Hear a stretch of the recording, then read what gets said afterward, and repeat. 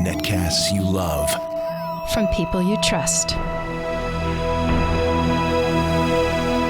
This is Twit.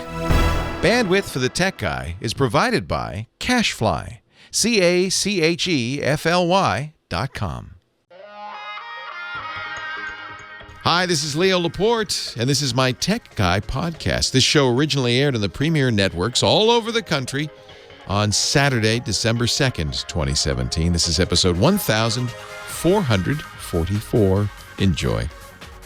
The Tech Guy podcast is brought to you by Rocket Mortgage from Quicken Loans. Home plays a big role in your life. That's why Quicken Loans created Rocket Mortgage. It lets you apply simply and understand the entire mortgage process fully, so you can be confident you're getting the right mortgage for you.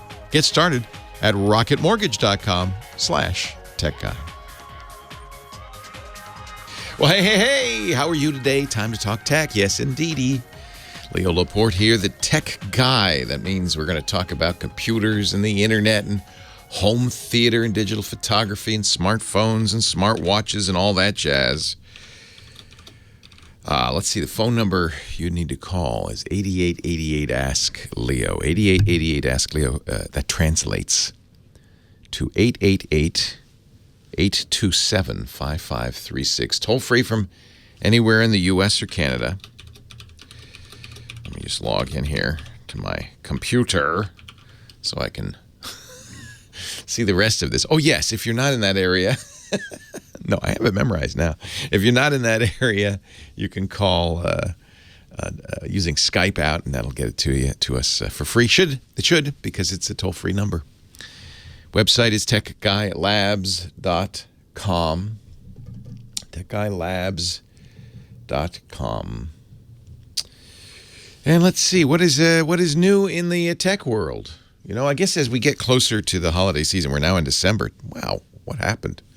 We're now in December. There's the tech community, I think, just kind of slows down and stops creating new stuff so you can buy the existing stuff. So there's a little slowdown. And one of the things that's happening right now is the pundits who have been, the tech reviewers who have been racing to review these phones the day they get them, which really is somewhat silly because you can't tell if a phone's good the day you get it, are finally kind of sitting back. Now they've had a few weeks with the new iPhone 10 and the new Pixel 2 XL and the new LG V30 and the new, and on and on and on. And they're finally kind of sitting back and giving you what I think is the real skinny. Oh, it was just so cool when we first got it, but now maybe we should sit back and think about it. I think it's also, fair at this point to start looking at what's something I do, and it's silly, but I do it anyway, the phone of the year. I like to pick each year the most exciting, most interesting phone. Not necessarily the phone you should buy, because after all, all of our needs are different. I started this back when the Moto X came out. What was that, 2013? Because I felt like that was such an important breakthrough phone. In hindsight, maybe not, but at the time it felt like really an important phone, and one that didn't get as much attention maybe as it deserved. And I was just very excited about what Motorola was doing with that.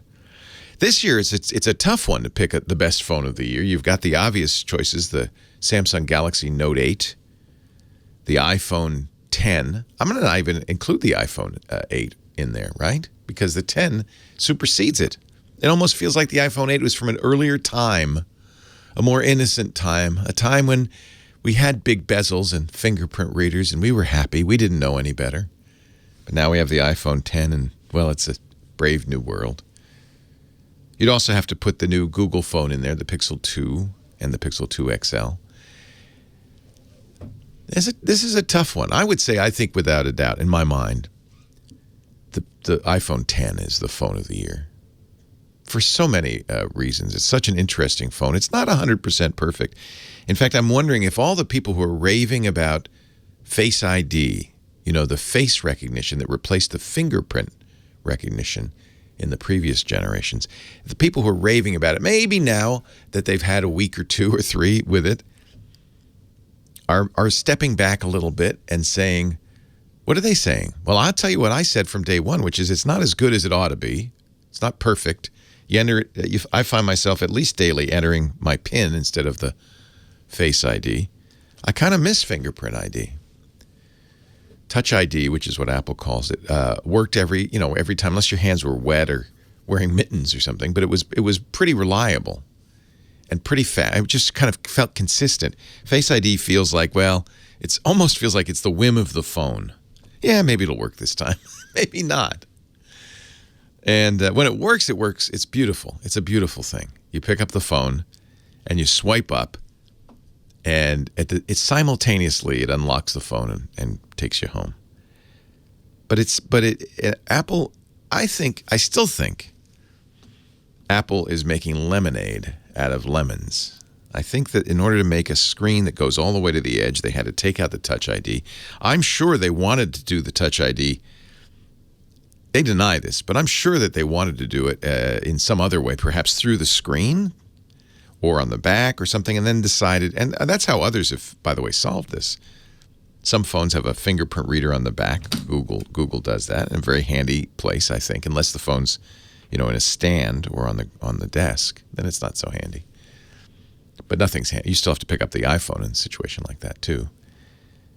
I feel like the Apple, they say, oh, no, as soon as we realized Face ID would work so well, this sounds a little bit like ad copy.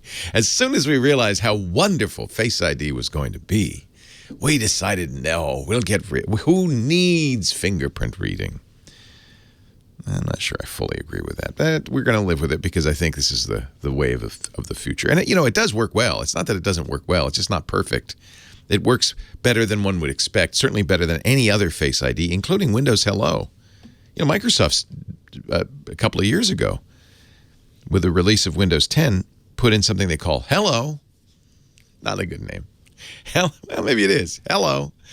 And on computers you need a special camera, just as you do on the iPhone, a camera that can do depth sensing as well as see a picture, because it has to. You don't want it just to be a picture of somebody to unlock it. You want it to look like something round. In my case, kind of like a pumpkin, so that there's a real person there. And Windows Hello, it works pretty well, but you have to position your head just so, and if the screen's angled, you might have to tilt it a little bit. But it's nice. It's cool because it works. Again, though, I have fingerprint reading on some of my Windows 10 computers, and I think I prefer that. Maybe it's just me. It's like a concrete thing. You're actually unlocking the machine by touching the fingerprint reader, and it just seems to work. And it's you kind of know what's happening. Face ID, it's like, did it see me? It's like, I don't. It's like it's maybe a little too magical. Perhaps that's it.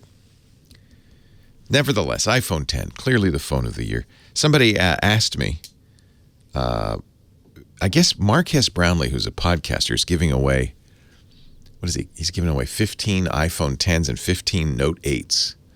And somebody who was very confident thought, he's a YouTube reviewer guy, and somebody who was very confident thought she was going to win. No doubt about it, I'm going to win. But what should I pick?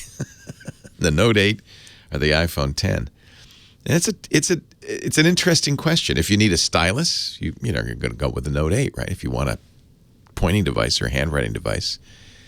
If you want the biggest difference immediately that I see on the Note 8 is the size. It's so much bigger than the iPhone 10. And the iPhone 10 feels like a little jewel in the hand. It's so beautifully made and so crafted and fits so well. I feel like if you had a choice and it didn't matter that the stylus was there, you don't care about the screen size, you don't care about fingerprint versus Face ID, and by the way, Samsung's fingerprint reader is terribly positioned, doesn't work nearly as well as Google's and others. But that, the Note 8 is amazing. It's a really amazing, beautiful phone. It has arguably a better camera than the iPhone 10, although I think they're so close that I don't think the differences are important.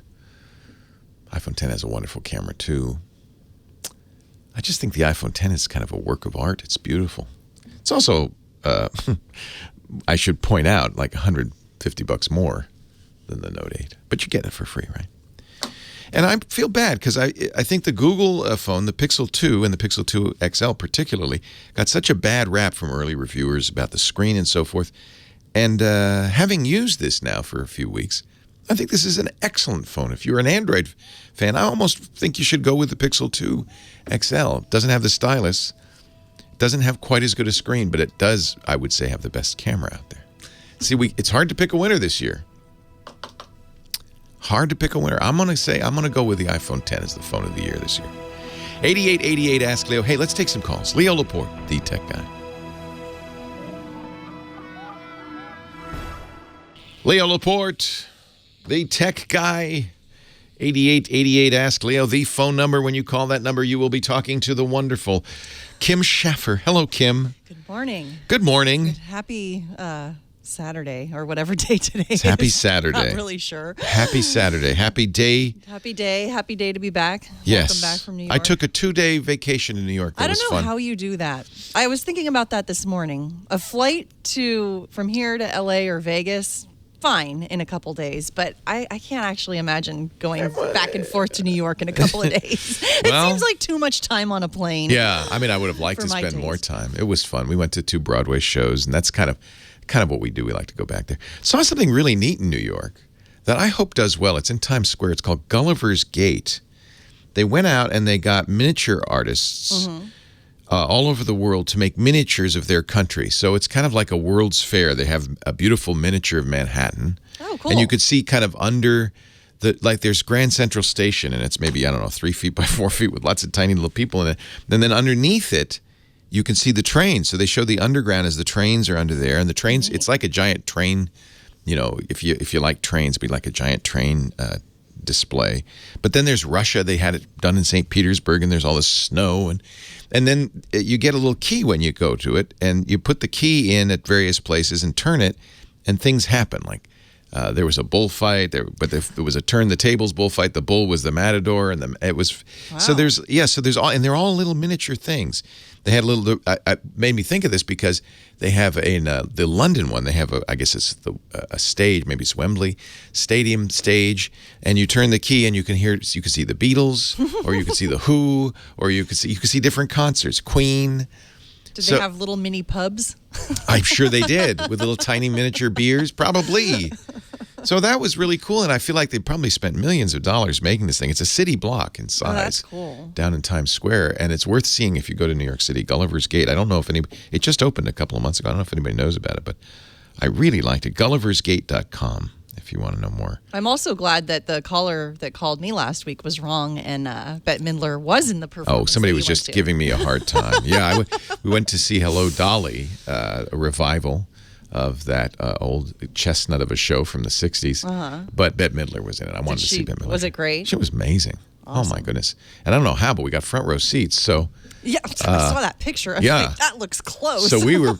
Well, the only thing I felt bad about is, sometimes actors, because they're really projecting. Yeah. And then the lights are shining on them, so you can see they're spitting basically on you. So did you get Bette Midler spit all over you? No, I did. I would have welcomed Bette Midler spit. But Lisa, my wife, was sitting next to me, and I feel bad because there's a singer right in front of us, and he's spitting on us. I hope he didn't see. Lisa was cowering in her seat with her arm over her face, saying, "I don't want your spit." You need the capes that they give to people during the Gallagher shows. It's like a Gallagher show. Yeah, it's like a Gallagher. But it is. Oh, it was so wonderful to see that. That was a great show. Very cool. We had a lot of time. We saw, of course, Steve Martin's opening night. That was a thrill. To his new show, Meteor Shower, which just opened with Amy Schumer. Oh. And Keegan-Michael Key. Hadn't even heard of that one. Yeah, Laurie Benanti. It was a wonderful show. That was very funny. So we had a good time. I don't know. You packed a lot of stuff in a couple I'm a days. theater guy. Yeah, that's not even all of it. There was a lot more. Yeah. Anyway, I had some fun. So, but I'm back. I'm here. That's a two-day vacation. That means I'm rested and ready to go. Who should I talk to first here? John in Scottsdale bought a Galaxy S7, and it sounds like the pictures are not turning out quite the way he expected. Oh, they should be. They should be quite good with that. That's what I thought. Yeah. Well, let's find out. Hi, John. Leo Laporte, the tech guy. Thank you, Kim. Hey, Leo. Thanks for taking my call. My pleasure. Long-time listener, second-time caller. Nice. Called you about 8 years ago. Wow. Yeah, and it's surprisingly enough, it's this issue was somewhat related to the other issue. The other was just I asked you a question whether to use a .com or .org. Oh yeah, I remember that. Sure. A charity thing I wanted to do. Yeah. Did you get the .org? I did, and so as time has gone on here, because I assumed I was going to do my charity hike 8 years ago. Oh, I remember. Yeah. Every day, I've been. Let's put it this way: I'm hoping it'll happen in 2019. Wow! So I wake up every day thinking about Good, it. John. Go to bed every day thinking about it. I've been following this with interest. Yeah, because I know that you really wanted to do this and you couldn't. But good luck. Good luck. So anyhow, I bought this Galaxy S7 specifically for videotaping on the charity hike. Nice. So I could, at the end of the week, send the clips and some pictures to the kids at the hospital so they could follow me. Neat. And so I picked it up and I did a couple little test hikes. I live out here in Arizona now. And I'm familiar with photography, marginally familiar with video photography. So I know about f-stops, panning, fill flash, all that stuff. So I'm hiking along on the side of a mountain, and I take a pic and I take a video. And at this point, I'm not hiking, so this is what really kind of drives me crazy. So I'm panning, and I have, let's say, the lower half of the picture is the mountain, and the upper half is the sky. Yeah. And when I slow, even when I do a super slow pan, like a pan, yeah, the sky looks like it's lighting up. It's just completely pixelated, like a checkerboard. And it's just not acceptable. Sounds like it's over compressing. You've looked at the settings in the camera app that you're using to shoot your video, and you've played with different settings. Yeah, I shot it in the regular camera, on the regular camera app that comes with the Samsung. And then I also have been using Open Camera, which I really like a lot. Okay. And it does same the thing? Same thing. Okay. Same thing. And playing it directly back on the camera. It is. It sounds like a compression artifact. But it may be something that just the hardware is incapable of doing better. But I think you're right to see if there are other applications that do a better job of it. The application, the camera app that you're using, is what decides how much compression to put in there. What it sounds like you're seeing is something we call macro blocking. And you'll see it on any solid color. Sky is a very good example, or a solid black if you see nighttime. And you might even see it if you're watching streaming movies when it's very dark or the sky is very solid color blue. And you look at it, it's not a smooth color. You've probably seen this. You can actually see banding or blocking.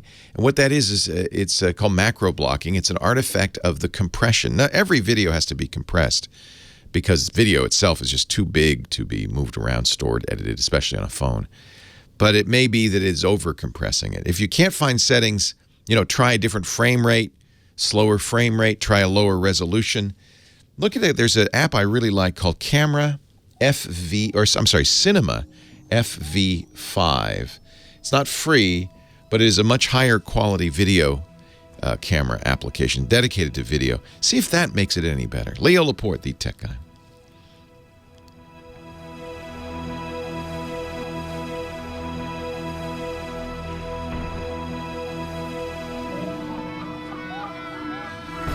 Yeah. It's hard to say, John, whether it's just stills don't look that way, right?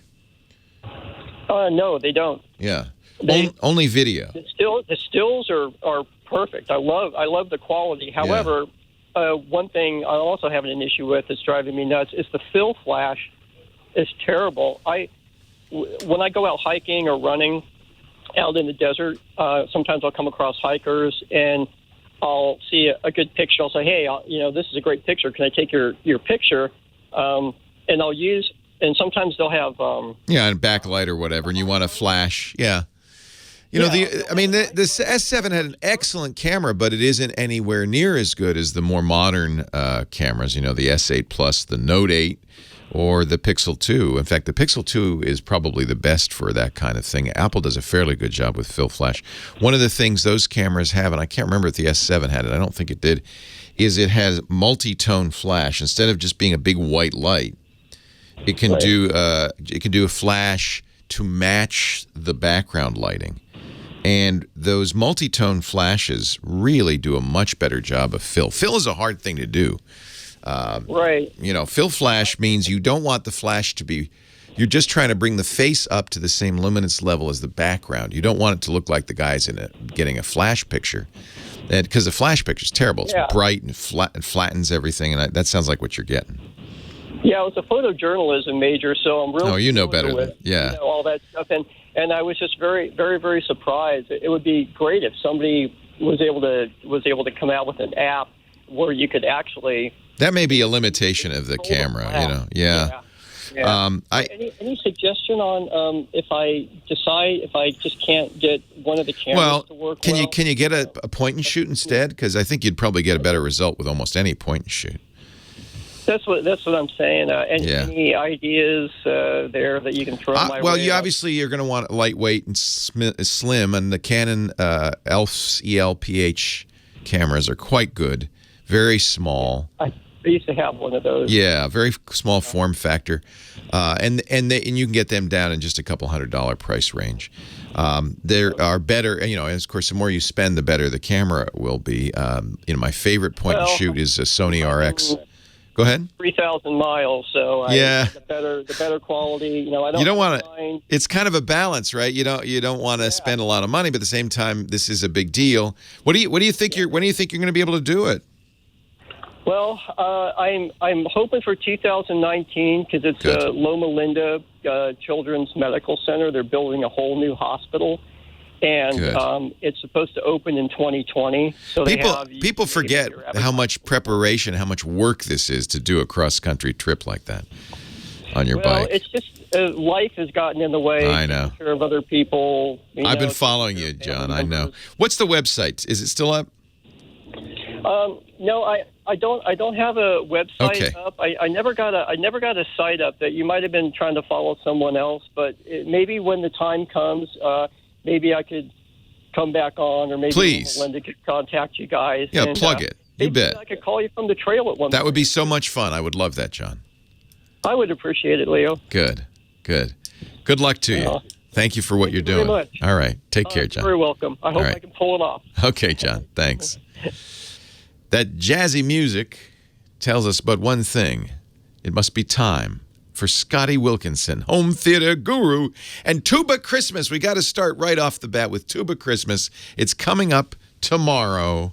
Now, this is only Tuba Christmas Los Angeles. They're all over the country. They're all over the country and the world, actually. Yeah. There are 10 international cities with a Tuba Christmas concert. Basically what it is, everywhere in the city or in the area where they are, a call goes out. Any and all tuba players, come join us, play Christmas carols.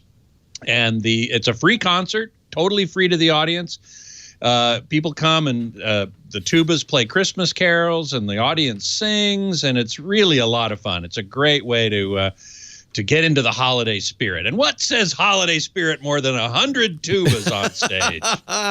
Scott is the director of the Los Angeles concert, and I know your wife Joanne sings in it as well, and it's just just really a neat event. So it's tomorrow where? Tomorrow at 7 o'clock p.m. at the Hall of Liberty. It's in a cemetery. It's in a cemetery. Somehow. It's on the grounds of Forest Lawn, Hollywood Hills, which is a famous cemetery. There's a lot of famous people buried there. Forest Lawn's amazing. And the Hall of Liberty is a beautiful hall. Why not, you know? Yeah, a lot of orchestras do their series at that hall. So, and Forest Lawn is very gracious in allowing us to use the hall. And it's a 1,200-seat auditorium, so no ticket required. Just show up. If you come early, we have a food truck there, Roni Macaroni. So come sing Christmas carols and listen to 100 tubas playing Christmas music. I'll be the guy up in front of the group with the big white stick. It's one of these days I got to get down there and I would tubachristmasla.com. That's correct. Yeah. tubachristmasla.com Okay. for my show.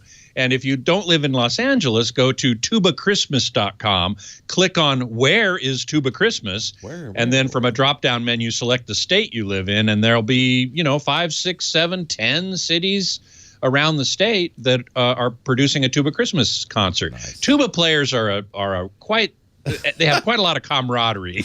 They love playing together. It's not like trumpets or violins where everyone's competing for the first chair, right? Tuba players all play the same part, so we can all be chummy and together rather than competitive and I love it. Sounds like fun. Hey, I finally saw on Blu-ray, 4K, UHD Blu-ray, HDR, Billy Lynn's Long Halftime Walk. Ooh, did you watch it? Yeah. What did you think? So this is the movie that I think Ang Lee was trying to make a statement, right? He shot it in very high resolution at 120 frames per second. 120 frames per second, 5 times the number of frames that virtually all other movies are shot. And I feel like he also he didn't put any makeup or very little makeup on the actors. Virtually none. Yeah, that's correct. They shot it so clear. Yeah, they shot it very close in many cases, Billy. And I think what Ang Lee was probably artistically trying to do is show the inner life of this soldier who's back from Iraq. Mm-hmm. And being honored by a Texas football team at halftime. But I think they were, because he spent a lot of time on his face. Yes. But it was so vividly real. Mm-hmm. You're almost, it's not, doesn't look like a movie. It doesn't even look like a soap opera or a TV show. It looks like you're looking through a window. Yes, exactly. And this is different than frame interpolation, where it does kind of look like a soap opera. It was on a TV. It was so real that I felt that made the acting feel bad and wooden. You think so? Yeah. Well, you're not alone in that opinion. I think these are all very talented actors, so I know the acting wasn't bad and wooden, but I think that there's something happens in your brain. That makes it just feel like it's almost like a stage play. I guess would be the closest thing I could liken it to. That's a very interesting point. I don't think it worked, I guess is what I'm saying. Okay, well, you're not alone. I will tell you that. You love the movie, I know. I did. I thought it worked very well, but a lot of people thought the same way that you did, that the acting wasn't very good or I don't think the acting was bad. I think it was the way it was shot. I thought Steve Martin was great. It's funny, of all the actors, he was, I thought, the best, the most natural. But Billy Lynn, I can't remember who played Billy Lynn, but I can't either. Kristen Stewart was also in it. The other thing that's very disorienting is you're seeing these actors as they really look. Yes. And with every blemish and freckle, and it's funny to see movie stars you've seen before as if they're real. The whole thing, it's disconcerting to say the least. It's very unusual, and it was an experiment on Ang Lee's part, and I applaud him for doing that because he's pushing the boundary of cinematic. Are we going to see more movies like this? Is this the new? Hard to say. Hard to say. I know James Cameron is big into high frame rate, and this won't work for Avatar. This really will. I mean, I can't imagine because the whole Avatar is a fantasy. It's true. I could see artistically what Lee might have been trying to do is to make it real and make you put you inside of Billy Lynn's head. Oh man, and what about those scenes in the Iraq desert? Yeah. Very real, impactful, very real. And I've seen, of course, my favorite 4K HDR is the BBC's Planet Earth, which they reshot. Really great. And so nature scenes, I think, play very well in that situation. You feel like you're there. You're on the Galapagos Islands or on the edge of a volcano. And so they work very well. But I'm wondering if drama maybe requires a little distance. We're certainly used to a distance. Well, that's the thing. We're used to it. We have 100 years of 24 frames per second. And there's a little bit of blur. It's almost like looking through you don't. It makes you understand that movies are magic. When you're watching a movie, there's magical things happening, and when it's too realistic, it doesn't feel magical anymore. It feels like real people you're looking at through a window. It feels like real life, and I think even a very very talented actor would be challenged in a situation like that to make the magic happen. And I think I think this is why more filmmakers need to do this so that actors can get used to it. And it was just like when we went to high definition from standard. But from the actor's point of view, and I actually meant, and I wanted to ask Steve Martin about this. From an actor's point of view, was it any different than making a regular movie? I would love to hear Steve Martin's response to that question. Unless Ang Lee was giving them some sort of direction that was different. The only thing is you can tell Joe Alwyn, who's playing Billy Lynn, you can tell the camera must be inches from his face. It's a wide-angle shot, and the camera must be right in his face, which must make that different. Man. That must be challenging. The other technique that Ang Lee used that was very interesting was that when people were talking to Billy Lynn, they were looking directly into the camera. That was also weird. It's weird. It's unusual. Yeah, you know? but I understand he was trying to do something. By the way, I only saw it at 60 frames per second because that's the most you can do with your DVD player and your TV. I don't know what it must have looked like in the theater if you were able to see it. I think very few theaters played it at 120. So. Well, there were very few because the projectors needed to do that were very sophisticated and high end. But I did see it, and it was amazing. I thought it was amazing. Wow. That's what I can tell you. It's worth getting a 4K TV and a UHD Blu-ray player just to check it out. Scott, we're out of time. You'll find more of Scott Wilkinson here, of course, every weekend at avsforum.com, where he's editor, talking about home theater. Leo Laporte, the tech guy. Back to the phones right after this.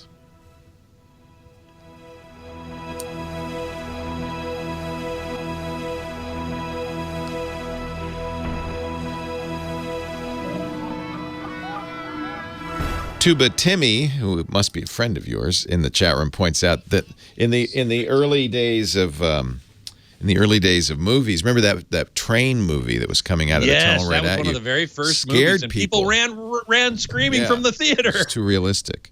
But they said the same thing about recorded music. Do you remember when there were some very early recordings of Enrico Caruso, and there were plenty of people, critics, who said, it's as if he's in the room with you. Right.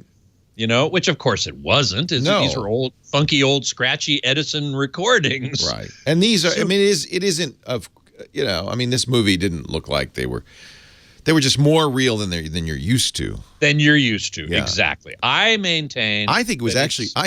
I've sat next to Steve Martin. I think it was more real than sitting next to him. I feel like they almost sharpened the film, sharpened the movie beyond real life. Well, I don't know if that's true. I don't know if the answer to that, but I do know that they didn't wear any makeup. Ang Lee said you can't wear makeup at this level of clarity because you'll see it. Yeah. I do believe he gave I remember hearing something about he gave the actors some direction about feeling more inside about what you're doing. Oh, okay. Yeah. Than you normally would. Yeah. You wouldn't want to be too big. The word I was. Yeah, you don't want to be too big. Yeah, if you were too big, it would be very strange. Yes. So you'd had to be hyper naturalistic in your acting. Yes. I don't know. I just don't know. Internalize the emotions that you're feeling, and that would come out on the face. And boy, I think you're right. I hadn't thought of that before, but that camera probably was inches from Joe Alwyn's face. In many cases, it was you could tell very, very close. Yeah. But boy, the ambivalence. I'll watch it again. I'll watch it again. I mean, I think it's a good movie, and I think that the content is good. But you're so I do too. Jarred by the technical details of it. That a lot of people say this. You are absolutely not alone. A lot of people say that it took them out of the story. Yeah, it's jarring. I might have to watch it a few times and then get used to it.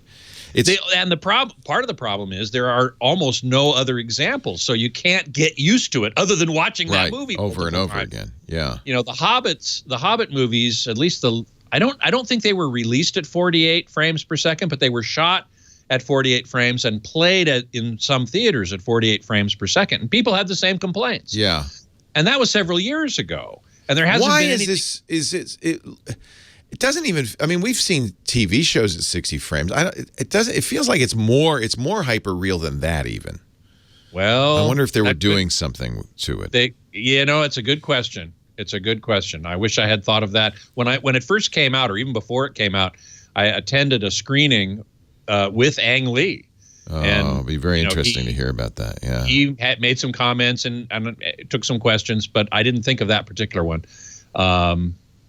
If I get a chance, I'll ask him. Yeah, and I didn't get any time with Steve. I was hoping to ask him too because you saw his play. Yeah, we saw his play, and I didn't even get to say hi. You didn't get to say hi? There was such a crush around him, and so many celebrities, and I felt like a bump on a log. It's like I'm just some little guy from Petaluma here. So I was grateful to get to go, and it was fun. Then we saw Bette Midler and Hello, Dolly. Oh, that must have been awesome. And we were in the front row, so that was more real than real as well. Yeah, that was amazing. A little too real. No, it was good. I didn't mind the spit. It was okay. Hey, can you hang around for the top of the hour? Sure. Okay. So please do. We're going to go back. Leo Laporte, the tech guy. 8888, ask Leo, the phone number. Back to the calls we go. Phil in Concord, California. Hi, Phil. Hey, hello. Hello. Welcome to the show. Thank you. I have some issues with Google Voice. I really love Google Voice, but I sometimes miss text messages. People try to text to there. And also voicemail. I don't know where to look. And then Hangouts is sometimes used. So I'm kind of confused what to do with voicemail. Yeah, and it's not your fault. It's really Google's fault in making a mess of this hash of what was a really, really good product. Google didn't invent it. They bought a company called Grand Central. I was a Grand Central user and then moved to Google Voice when Google acquired it. The primary function of it is voicemail. So if you go to voice.google.com, log into your account and go to voice.google.com, you'll see there are a number of tabs there, but you'll see your voicemails are all there. In fact, Voice also transcribes it, so you can read usually it's somewhat garbled, but at least get an idea of what the message would be about. They've gotten better, frankly, in the transcription, so that's kind of impressive. Hangouts is messaging, one of, it seems, a dozen messaging apps from Google. Hangouts is their messaging app that ties with Google Voice. So if you send a text message from a Google Voice number, you'll need to use Hangouts to do that. And so that's kind of the relationship between the two. You can also use Hangouts to place a call, but I don't think that's a Google Voice call. It's very confusing. So the text messaging, SMS, what we call SMS messaging, is handled by Hangouts. The voicemail should be there inside your Google Voice. There should be the Google Voice looks like an email inbox. You've got an inbox, and you've got voicemails, and you've got texts. And the idea of Voice was it's free, which is about the right price for it, given how messed up it's become. You can have up to 5 different phone numbers forwarding to your Google Voice number. So I use Google Voice as that's the number I give everybody. It's what I print on my business cards. And then, because the reason is I'm changing phone numbers frequently because I try different phones, so I just have it forward to whatever phones I'm currently using. So I find that very useful. But I also understand your confusion because Google's kind of made a hash of it. You can find your voicemails, right? I mean, can you see your voicemails there? I have trouble, and I've missed some crucial voicemails that caused me grief because and that's a problem really with the carriers. So they don't treat Google Voice as another carrier. I don't know if that's anti-competitive or what, but that's the same thing with text messages and voicemail messages. There's a gateway that Sprint has a gateway to Verizon, has a gateway to AT&T. But you'll find often, I don't know if this is still the case, but I've found this to be for a long time the case, that, for instance, when you sign up, you say, I want text messages from my airline when my flights are delayed, and you try to put a Google Voice number in there, it'll say, no, that's not a real carrier, which is extremely frustrating. And I don't know who to blame there. Email, sometimes I do get notification that, you got this missed call, and here's a voice voicemail message, but I don't. It seems like it's not 100% accurate. No, I agree with you, and I don't know who to blame. Is that Google? My inclination is to blame the carriers that their gateway to Google is not as effective for any competitive reasons or just because of technical reasons. I can't say. Wouldn't be surprised if it's anti-competitive because you're using Google Voice as your voicemail client instead of theirs. You're using Google's services instead of theirs, and you know how AT&T and Verizon and Sprint and T-Mobile feel about Google. So I think it was AT&T's chairman who said he wanted to start. This is, by the way, going to become more of a problem, not less, with the reversal of net neutrality, which is coming up for a vote in 2 weeks. AT&T's chairman said, we wish we could charge Google for access to you because Google's costing us so much money because you're using Google so much. This is all very frustrating. I don't know if there's a fix, and certainly there's no one at Google you can call. So, right. There are other commercial services that operate like Google Voice, but may have more success. You may have more success with. I don't know. I really don't know. I live with it now. One of the things I did is I got Google has their own carrier called Fi, and I am using Google Fi. So my Google Voice number was converted to a Fi number, and I do notice that I'm able to get text messages more reliably as a Fi customer. So I'm not sure. I really wish I knew what that was all about. If somebody listening has some inside information about Google and Google Voice, Google's a big black box, that you see stuff go in and stuff come out, but you don't know what happens in the middle. And, a really good example, this is a very good example, Google's messaging strategy is also baffling. And everybody I know who covers technology is just baffled. What is Google up to? And you can ask them, and they don't know. And it's just very strange. If you use an Android phone, you commonly have 3 different choices of text message. 4, 5. Many choices of text messenger. If I use a Samsung Note 8, for instance, there'll be a Samsung program called Messages. There's an Android program from Google called Messages. There's Hangouts, which I prefer to use because Hangouts has a desktop interface and it works with Google Voice. There's Allo, which is Google's Google Assistant-powered messaging app, but that doesn't seem to work with text messages. Facebook works fine with text messages, so you could use Facebook Messenger. You could use it's crazy. I wish I knew what was going on with Google Voice. I guess the only answer I can really give you, Phil, is there is no answer, and it's just what we put up with as Google Voice users. If I feel like Google has almost abandoned it, and yet they just released a new version of Google Voice, and I can't figure it out for the life of me. You know what I'll do this week? I will try to get through to somebody at Google one more time and see if I can get an answer what the heck they're doing. It's just a bafflement, and you're not alone. There are many other choices of kind of voice, digital voice services, Grasshopper, for instance, that are quite good, that will do many of the same things, but you have to pay a fee, and maybe that explains Google's lack of support. Google Voice is free. So what do you? Let me ask the chat room and anybody listening. What do you use? What do you like? Is there anything works better than Google Voice? You can call 8888 Ask Leo. You can visit us at irc.twit.tv. That's the chat room, or use the website techguylabs.com and put your comments up there too. techguylabs.com. We divide the website into shows, and each show into hours, each hour into questions. So it'd be hour number 1, the last or second to last question of hour number 1, and you could put your thoughts, your comments there. That's free, by the way. There's no charge for that. techguylabs.com. It's a puzzlement. 'Tis a puzzlement. We're going to take a little break. News at the top of the hour.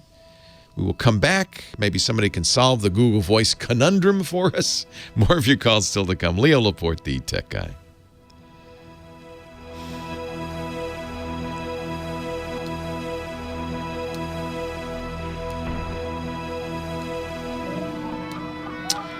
Wow. 25 years ago tomorrow, the first text message, SMS text message was sent. That's kind of cool, isn't it, Scott? That's very cool. Yeah. I'm going to set you up here. Thank you. And you may take the floor. Why, thank you so very much. You're very welcome. So Jim 4 actually turned me on to a TV brand I had never heard before. And they're even based in California, Who for God's could that sake. possibly be? It's ATYME. A-Time. A-Time? A-T-Y. Maybe A-Time or Adam. I don't know how you even say it.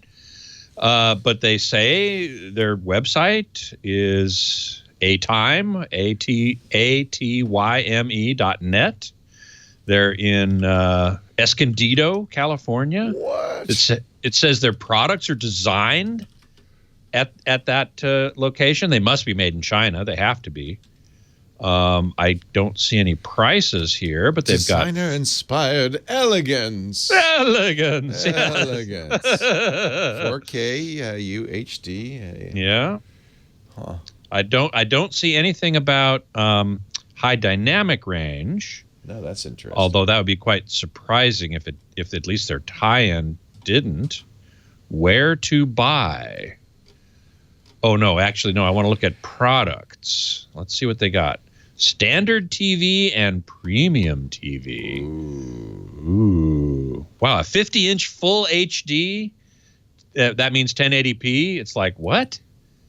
That's the biggest they make. That's the biggest they make. That's not even out. Future release. You know what? This is a new. They do have a 4K. It looks. They do have 3 of them apparently. Not available. Future release. Wait a minute.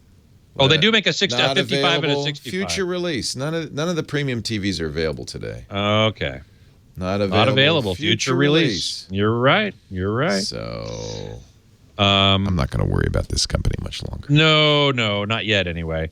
I had never heard of them before. It's quite amazing. And they say absolutely nothing about high dynamic range that I can see, which is going to just blow them right out of the water just to begin with. I'm not going to be that interested. If it can't do high dynamic range, it's like yawn city. Of course, they're probably really inexpensive. So who knows? Very interesting.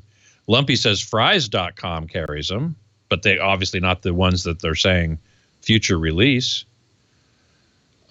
Jim 4, yeah, they've got plenty of HD TVs, 1080p, as well as a few 4Ks. Ken Crayley 20, how are you? Good to see you. Oh man, here is one of the great screen names. Probably it might be inspired by Tuba Christmas at Forest Lawn. Graveyard Tuba. No, it doesn't look like a gray market TV to me. Graveyard Tuba. Tokyo Jim says vaporware. That may be. And they're sold at Walmart too, RF Guy says. Huh. You know, it's very interesting.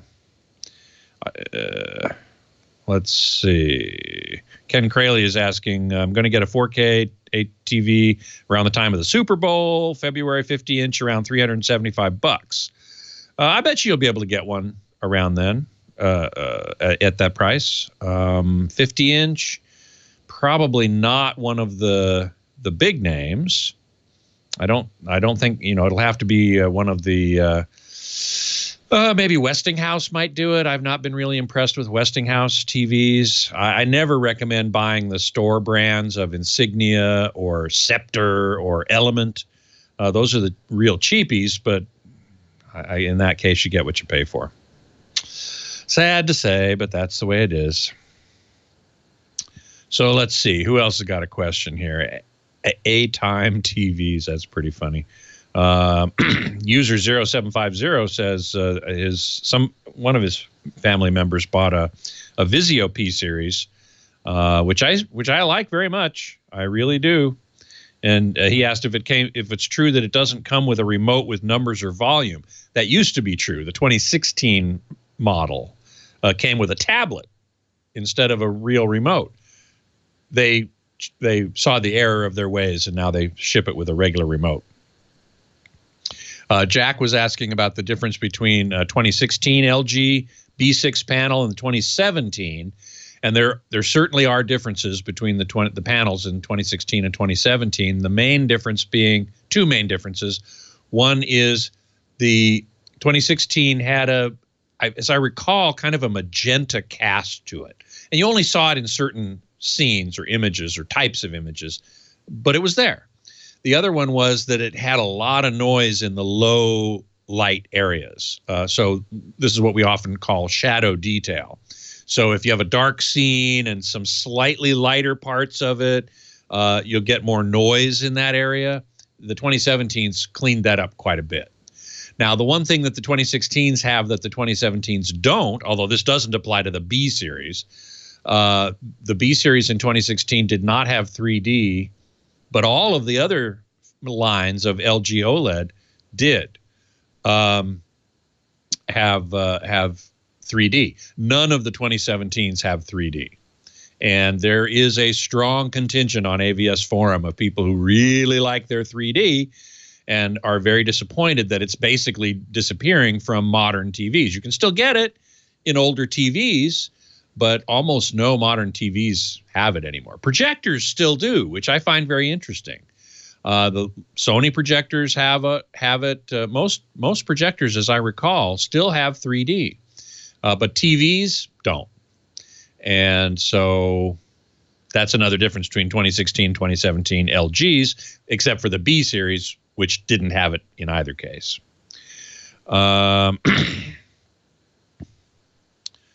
Let's see. Beatmaster is asking, is there any reason not to buy or to not buy first or second generation UHD Blu-ray players for cheap these days? I don't think there's much of an advantage with newer models. I would agree. The only thing I would say is that newer models are probably more likely to have Dolby Vision capability, and there are more Ultra HD Blu-ray discs coming out with Dolby Vision. And if the Blu-ray player does streaming, then if it has Dolby Vision capabilities, that will translate to the streaming apps that provide it, like Netflix, Vudu, Amazon, so on. So I tend to agree with you that there's no real reason to avoid, the first or second generation. I mean, yeah, they'll make incremental improvements in the newer models, but I don't think it's really any problem at all to buy an older model for cheap. Web 8006 says, with the just announced HDMI 2.1 spec, which is pretty interesting, will that make it into the top end 2018 models? No. We don't have any chipsets yet. They only released the spec last week, so we don't have chipsets yet. I don't expect to see HDMI 2.1 until 2019 products. There you go. Thank you, Scott. My pleasure. See you next week. Have a great week and good luck with Tuba Christmas tomorrow. Merry Tuba Christmas. Ho, Merry ho, Tuba ho. Christmas. Well, hey. How are you today? Leo Laporte here, the tech guy. Time to talk computers, the internet, home theater, digital photography, smartphones, smartwatches, and of course, I think we might start talking about holiday gifts. 8888 Ask Leo, the phone number, if you have a question, a comment, a suggestion, if you'd like to talk about technology. I'm here to talk about it with you. I should mention, and I probably should have led the show with this, but if you use a Macintosh computer and you've upgraded to the latest version of Mac OS, High Sierra, there was a serious bug in High Sierra that allowed anybody to log into your computer with a blank password. Oopsies. Now, they'd have to have physical access to their computer, although some advanced users who maybe have turned on a technology called Secure Shell, SSH, may have also been vulnerable to this. That's not clear.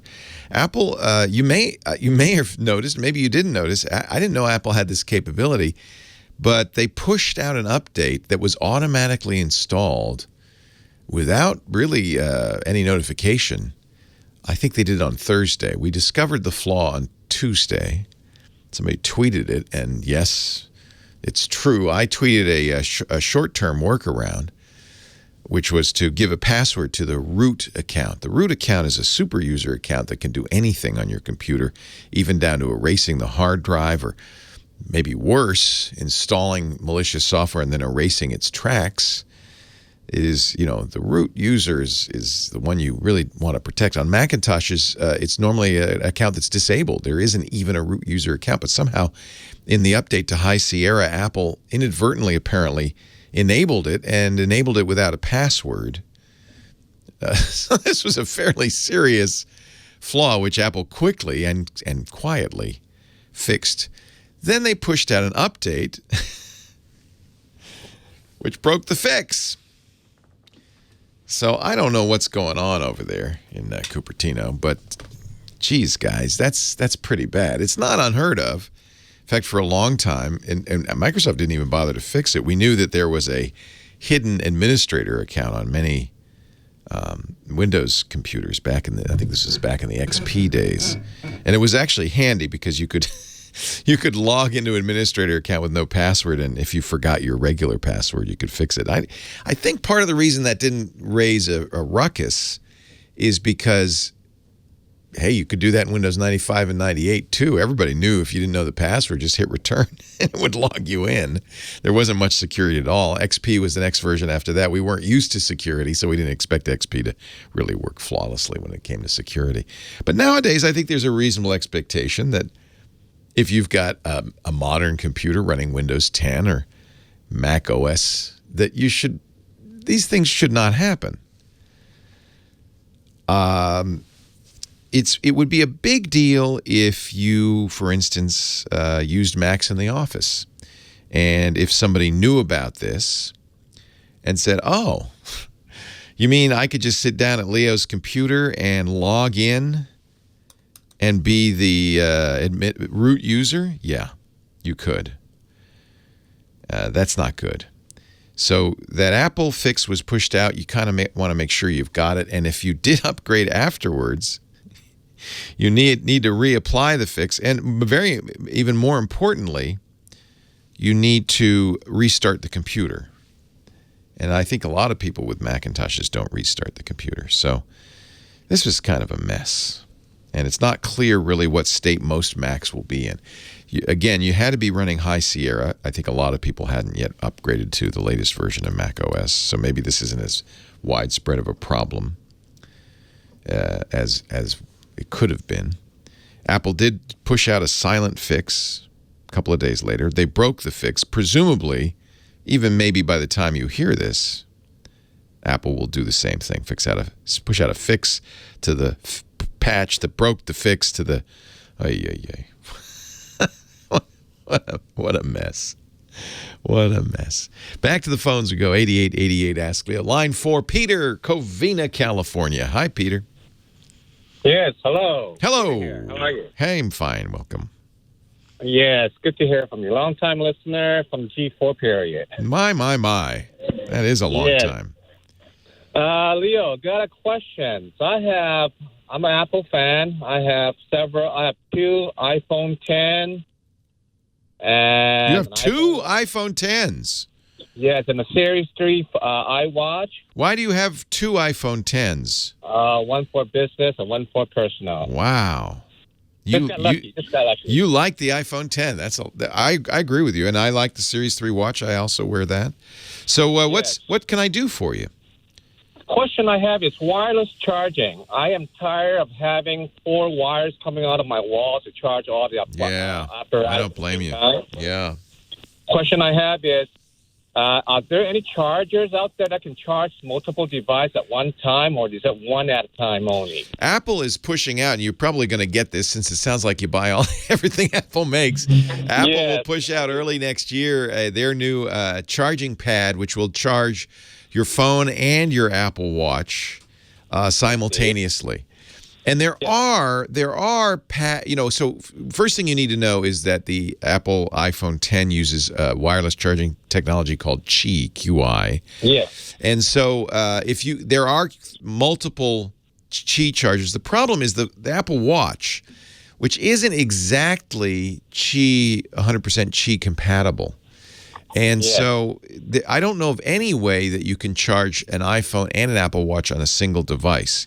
I do know a number of companies that make stands, for instance, that will charge your iPhone and your watch that has a special little holder for the... Yes, I got those already. Yeah. So that's about as close as you're going to come until Apple comes out with its pad, because I think Apple's doing something unusual with its pad so that it'll work with the Apple Watch. I don't, that they've talked about this, but they haven't really made clear what this pad is going to do. So, they call it Air Power, and Yes. I presume it will be available. It also charges the if you have AirPods, which I bet you do. I do have some questions. If you have AirPods, you have to get a new case, though, because AirPods are not wireless, but they are going to make an AirPod case that you can put your AirPods into. And so that new pad will do all three. Apple announced that. Yes. I lost the case already, so that I'm looking at. That's my next question. Wait a minute, you lost the case, but not the headphones, huh? Not the headphone. I just lost the case, and I was wondering, are there any second market accessory to charge the AirBuds only? No, AirPods. no, because Apple has not made that available to anybody.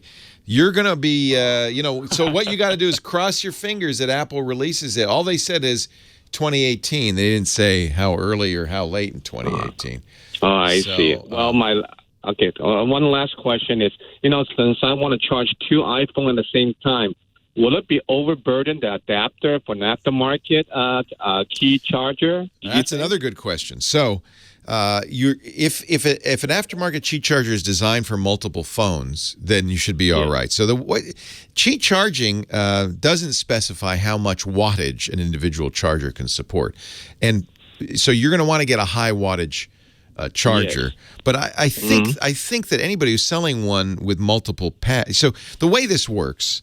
You know this, but I'll tell everybody else. The way it works is there's a little coil inside the device, the phone, and then it's inducted, what we call inductance charging, and then there's a little coil inside the pad, and when the coil on the phone nears the coil on the pad, it actually generates electricity in the coil on the phone by, in effect, circling, moving the electrons in that coil.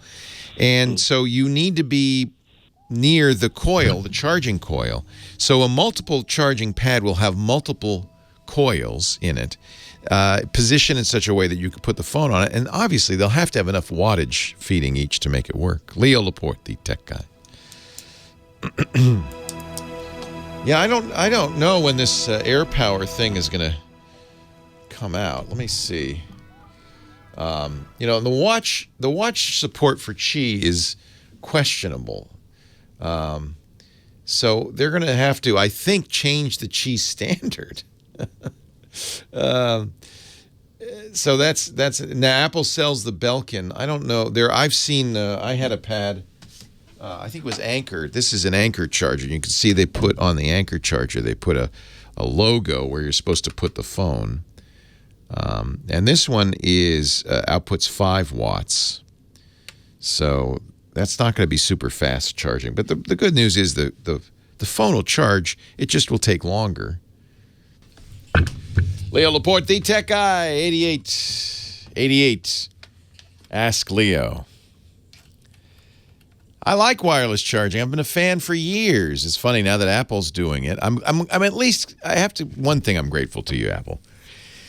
At least if they put wireless charging in the new iPhone 10, at least they used the standard that everybody else is using. There are 2 standards. There's PowerMat and Qi, QI.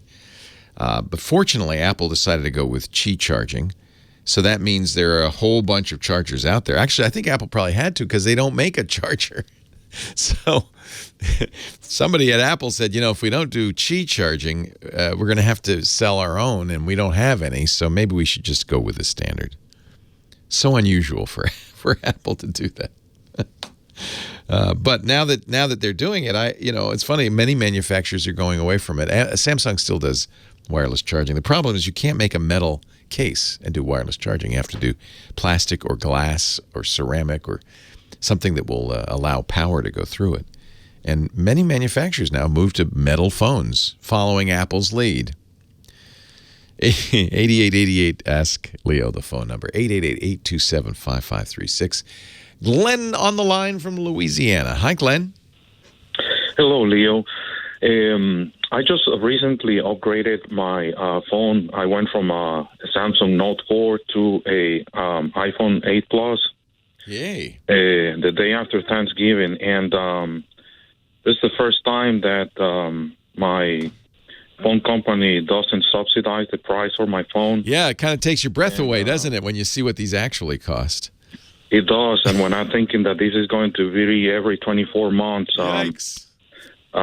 Yeah, so I haven't even taken the phone out of the box, and I'm trying to find the right case for it. And here's what I would suggest taking a look at. Apple does this, but I think your carrier might also do it. But I like the way Apple does it. Apple will take the cost of the phone and spread it out over 24 months with zero interest. So it doesn't cost you any more. They also include Apple Care Plus. And then whenever a new phone comes out, when the iPhone 9 comes out, you just bring in your old iPhone. It has to be working in good condition, otherwise they'll do some repairs and charge you for that. And you swap it out for the new one, and your payments just continue. So they divide the cost of the phone into 24 payments, but every year, every 12 months, you get a new phone. And then that's kind of what the carriers were doing with the subsidies, right? They didn't eat the cost of the phone. They just added it to your bill and charged you every month. So what I wanted to know was, what case would you recommend for like an 8 Plus? Yeah. I understand that it has glass in the back. You don't want it to break, yeah. Yeah. Well, it depends on how you feel about cases. I typically will put on a rubber case that is clear so you can still see the phone. From a company like Spigen, S-P-I-G-E-N, and these are inexpensive. They're under $10.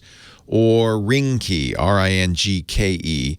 They make these molded polyurethane cases. They're soft touch, they're easier to grip, and they are durable enough so that if the phone falls on an edge, you're not going to lose the phone. Now, there's always the risk that the phone will fall on its glass screen. And if it hits something on the glass screen, that screen is going to crack.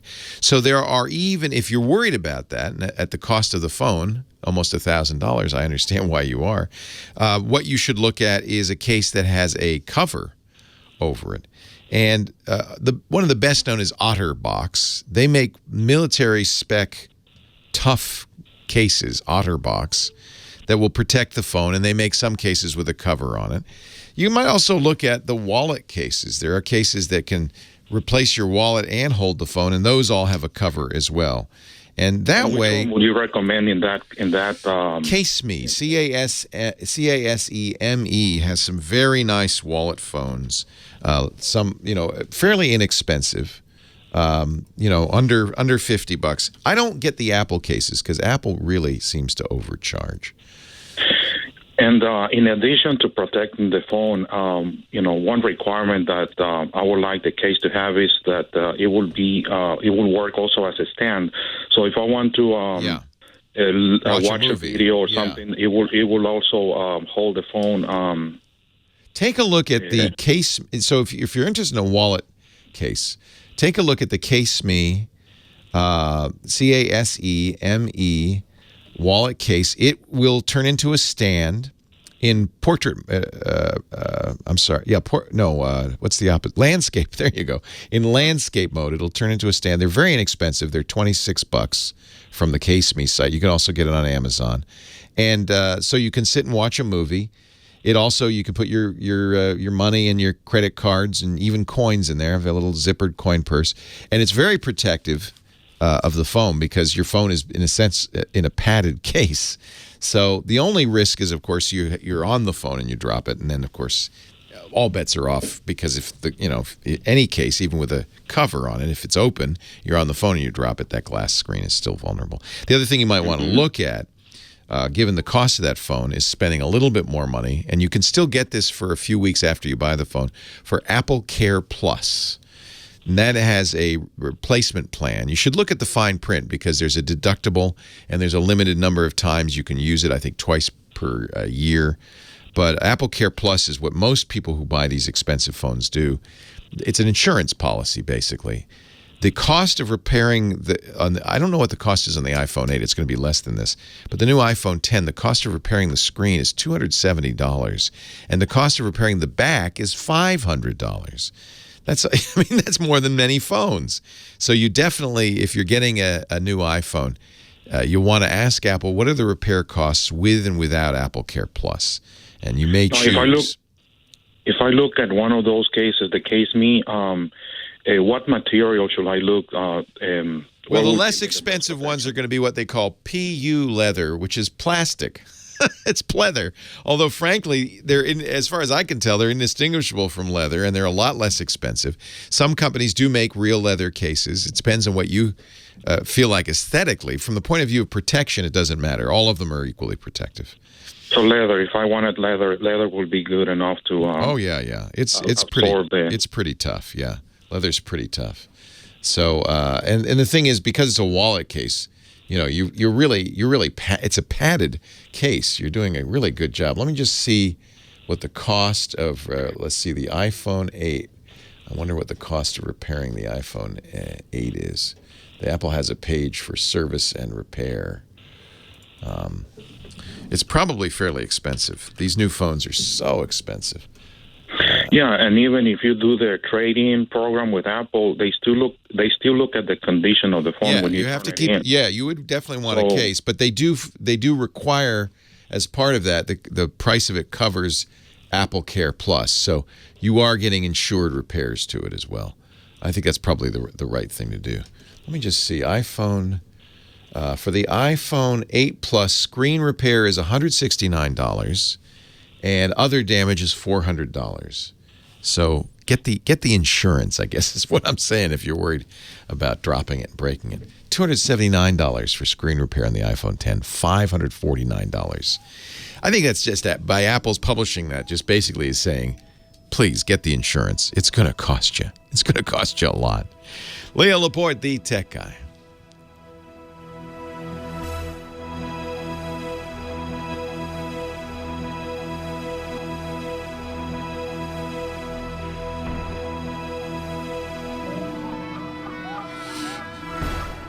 Our show today brought to you by Rocket Mortgage. We love Rocket Mortgage. They're such nice guys. Quicken Loans. Quicken's doing so many amazing things. Quicken Loans is doing so many. I got to make the distinction. They're not Quicken. It's called Quicken Loans. I guess at one point maybe they were owned, but I don't know why the name. They must have been owned by Intuit or something. Anyway, they're not. It's a separate company doing amazing things. They're located in Detroit. They're revitalizing the downtown of Detroit and many other cities too. Just a really smart company, well-run company. And, by the way, if you go to rocketmortgage.com/techguy, you'll see all those customer service awards. The J.D. Power #1 in customer satisfaction. Year after year, they just got it again, #1 for 2017, both in mortgage servicing and loan approval. And it's loan approval I want to focus on because they've got a new product, Quicken Loans does, called Rocket Mortgage. That is just for us geeks. See, I know there are plenty of people. I know some people who, when they get a home loan, when they buy a home, they love the process. They can't wait to go to the bank, talk to the banker, have him go through the sheaf of loans that the bank offers and talk about rates, pull out his fancy mortgage calculator and enter in the down payment and the rate and tell you the monthly, hold up the calculator. Here's your monthly payment, all of that stuff. But I personally, that is not something I'm really into. You know what else I hate is going up to the attic to find pay stubs, old bank statements, calling the bank saying, can you send me the bank statement from 2012? I hate that. Maybe some people love it. If you're like me, you want to just do this all and do it easily and fast, you want to know about Rocket Mortgage. RocketMortgage.com/techguy. It is a client-focused technological revolution home loans. First of all, it takes a minute or two. You go to rocketmortgage.com/techguy. You tell them basic information. They have trusted partnerships with all the financial institutions, so they don't need to get you to go to the attic. They've got everything they need. Done. They say, is this you? Do you give us permission? Yes. Done. You won't be faxing them documents or anything. There's no loan calculator involved. What they'll do is they'll crunch the numbers based on income, assets, and credits. They'll say, here are the loans you qualify for. What would you like your down payment to be? What would you like your interest rate to be? What would you like your term to be? They make you an offer. And it's in minutes. It's fast. It's easy from one of the best, I'd say the best lender in the country.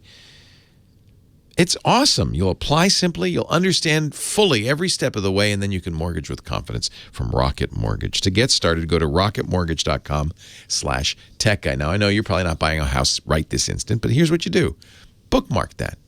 Put it on your phone, whatever. So you've got it. You can actually go through the process and get the approval before you decide what house to buy. Because then you can show the realtor, we're approved. They even have a button that says, download and print out the letter. So you show sometimes realtors want to see a letter. Okay, here's the letter. rocketmortgage.com/techguy. Equal housing lender, licensed in all 50 states, NMLS, consumeraccess.org, number 3030. When it's time to buy or refi, by the way, now's the time to refi. Now's the time. Interest rates low as they can go, and they are not going to stay that way. rocketmortgage.com/techguy. We thank Rocket Mortgage for making the Tech Guy podcast possible. And lo and behold, look who's here. Johnny Jet's back from his jaunt to Japan. You were in Japan. I saw your pictures. I was. It's hard to believe that I was only there for a couple nights. Aren't we an amazing age? We flew to New York, saw a couple of shows, came back in a couple of days too. Not as long as you flew. But it's amazing. I think we take this so for granted. We're so lucky. Yeah. I agree. We are so. I always tell people, if my great grandparents or even my grandparents knew what I did for a living, that a few weeks ago I went to Hawaii for dinner. I mean, if they knew that, they wouldn't be able to comprehend it. And I sometimes have a hard time. They came out here on a covered wagon, and it took all year, and they ate half the party on the way. And you wake up, go to bed in L.A., wake up in Tokyo. It's amazing. It's awesome. I mean, actually. LA to Tokyo is the same distance as LA to London, which a lot of people don't realize. It's exactly the same. Interesting. In miles. Interesting. So it's really not that long of a trip, and especially when you come home, it's only 9 hours. So what brought you to Japan for 2 days? I went for Marriott. They invited me to check out their new. They're trying to take the image of just business hotels to make it resorts. And that's what they're doing in Asia Pacific. Nice. And they have really nice resorts. And actually, I went to this one in Tsugenji, which is about 2 or 3 hours outside of Tokyo. You take the train right near Mount Fuji. I posted a couple pictures on Instagram. And you can get a room for $100 a night. And there's also rooms with your own hot spring on the balcony. Wow. And that's what it's famous for, because, Japan is full of volcanoes. Yeah. But to get one of these, I mean, I was just sitting on the balcony and overlooking, and it was just beautiful fall day. That sounds wonderful. Really, yeah, and it's cheap. People don't realize you can really save money when you get to Asia, even Japan. And Japan is notoriously expensive. Yeah, I mean, they have a very high standard of living. I love the pictures on the train from to Tokyo to the airport, and look at this. The Japanese lunch. And you would love the Japanese food. And actually, we're going in March. We're going soon. I can't wait. Well, good, because my website is for you then. So it's called bento.com. Now, bento are those little lunch boxes, right? Exactly. Yeah. And this site's actually been around since 1994, but they are the unbiased experts in Japan and Tokyo for food. Oh, and so they have over 2,000 restaurants have been selected, and you can sort by whatever city you're going to. All major cities, they'll show you even recipes, but all the articles. And instead of going to somewhere like Yelp, this is a much better choice. Wow, there's a ramen museum in Yokohama. I want to go there. Yokohama's right next to Tokyo. I went actually go there. My train went right through there. It's like fun. So I think you will love this website. This looks it's making me hungry. Bento. And it's only bilingual source, I think, for unbiased all right. reviews. There you go. So when you want reviews of Japanese restaurants, this is the place. Yes. And by the way, before we get to the app, I thought I'd talk about American Airlines. They had a glitch this week. Yeah, I'm flying American on December 22nd. Tell me I'll be able to get a flight. Yeah. Do not worry. I think the news jumped all over it a little bit too early. But supposedly the unions went to the media, and they were smart because they really got the airline to to pony up some money. So supposedly there was a glitch in programming for the pilots for vacation pay, or for not vacation pay, for vacation time. If a pilot said I want to go on vacation between December 17th and 31st, it allowed them, all of them pretty much. So they didn't have flights covered. And so anyway, American then said, we'll give you time and a half. But then the unions came back and now they're paying double. And everyone, so all the pilots are going to get double between that period. They're all going to take it. You're not going to have to worry about your flight being canceled. I actually have 2 American flights canceled between that. Yeah, they should be much happier. The pilots will be smiling when they fly you. Yeah, because it's 3 days before Christmas, and I thought, oh, this is so bad. I'm never going to get to the Virgin Islands. And I flew American to Japan, by the way. I like American, actually. Well, on their new 777s with the new lie flat seats, they're really nice. It's, it's configured in business class 1-2-1. I like that too, because if you're a solo traveler in some of those business class seats, you're really in somebody else's lap, and I don't really like that. I don't know that guy. No. So you have a lot of privacy. Yeah, that's nice. This is definitely the way they go. Nice. And by the way, on the flight home, we hit such a tailwind. I looked at the flight map. We were going 740 miles an hour at one point. And I was like, I don't think I've ever gone that fast before. Nice. Which is pretty cool. And another quick thing, by the way, did you see about the airlines are now banning smart luggage? What? Yes. So if you have smart luggage. What's smart luggage? With a lithium battery. Oh, I do. I have an away bag. I love them. They were an advertiser. I can't use it. Can that battery be removed? No. As long as it can be removed, you can bring it on. But if you can't actually... Not as carry-on or checked luggage, or either? Either on some of them. The airlines' policies differ, but they're mostly not going to take into effect to January 15th. So make sure you read in advance, because you don't want to show up in the airport and they're like, sorry, you can't bring this on the plane, and you're screwed. So make sure you double-check. But, the smart bags are great because you can either weigh them or track them. Yeah, some people even ride them. Yeah, and you can ride. There's one you can ride. That's not. Yeah, I've actually done it. You've done it? Yeah, I did it in Sweden last summer. Wow. It's an American company. They're based in Chicago. Wow. Yeah, it's kind of silly.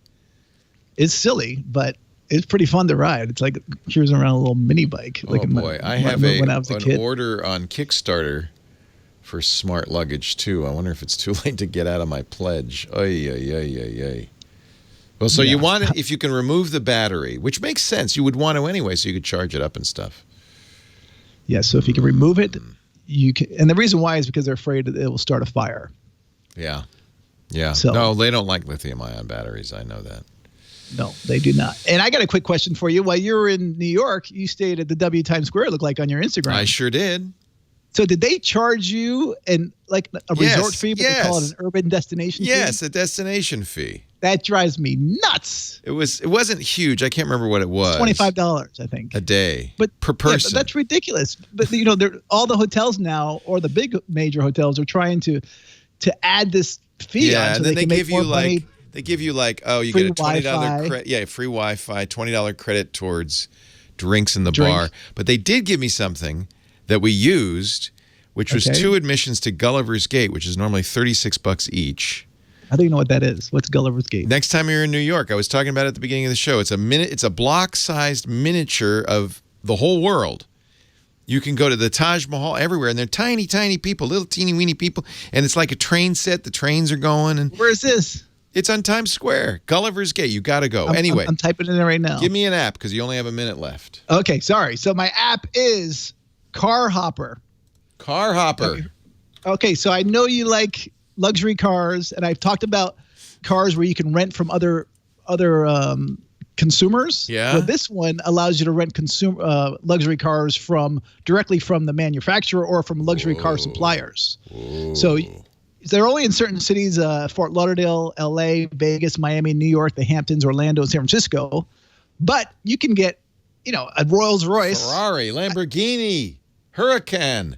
Porsche Carrera. Directly from a supplier, a luxury supplier, not from some third party. Wow. $2,100 in LA for next week. I just checked. Yeah. Or you can get a Chevrolet Camaro. I don't know how that's luxury, but it's for fun $85. Nice. It's fun to drive, and it's available free on iOS and Android. You just got to you search the date, the destination, and you'll tell you which luxury cars are available. Supposedly takes less than 60 seconds, and you can book anything between a BMW and a Bentley. And this is all on your website, I'm sure. JohnnyJet.com. JohnnyJet.com. Follow him on Twitter, JohnnyJet. Instagram, JohnnyJet. He's all over the world. He's all over the place. He's our travel guru, Johnny Jet. Thanks, John. Safe travels. Thank you. Thank you, too. That's, in Paris, you see these same kind of cars all over, and they rent them for half an hour for like $48. You can drive it for half an hour. I like that. That's all you need it for. Yeah, but you don't want to drive in Paris because you can't 5 feet in half an hour. So. That's true. That is true. But it's kind of like, I guess that's the idea, right? Right. Is that you get to drive a fancy car. So I got to see what kind of cars they have here. Do they have a Ford GT? Somebody wants to know. That's a fancy car. I have not looked. I'm putting the notes in the show in the chat room. All right, thank you. And on my Twitter account, so in case anyone is interested in these. Also, when I was in Tokyo, I spent the night in Tokyo as well. Oh, not just outside. I need all your information. This bento box is great. This bento.com. That's awesome. Good. I want to go to this ramen museum. This looks incredible. It's a miniature town. It's a museum of ramens from 1958, and there's like 8 of the best regional ramen shops in the country are there. Anyway, I don't think I'm gonna get to Yokohama, but it sounds so cool. It's Yokohama's right there. It's yeah, but we're on a tour. We're on 15 minutes from the tour. We can't do anything. Oh yeah, you're on Tauk. Yeah, they program. They're gonna have everything. They program. And by the way, in Tokyo, you can rent like a real little go-kart and drive around the city in a go-kart. I know. I see these Mario karts. It's a tour. I see people in Mario karts driving around. So silly. Yeah. That's so silly. We're going Korean Air, and I think they have a very nice lie flat. I hope. They do. I've done it a bunch of times. Yep. Korean's great. And again, you have a layover in Seoul, or you spending the night in Seoul? I don't think so. I think it's a quick.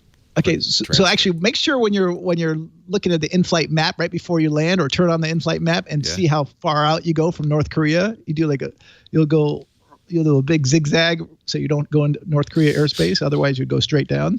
Oh yeah.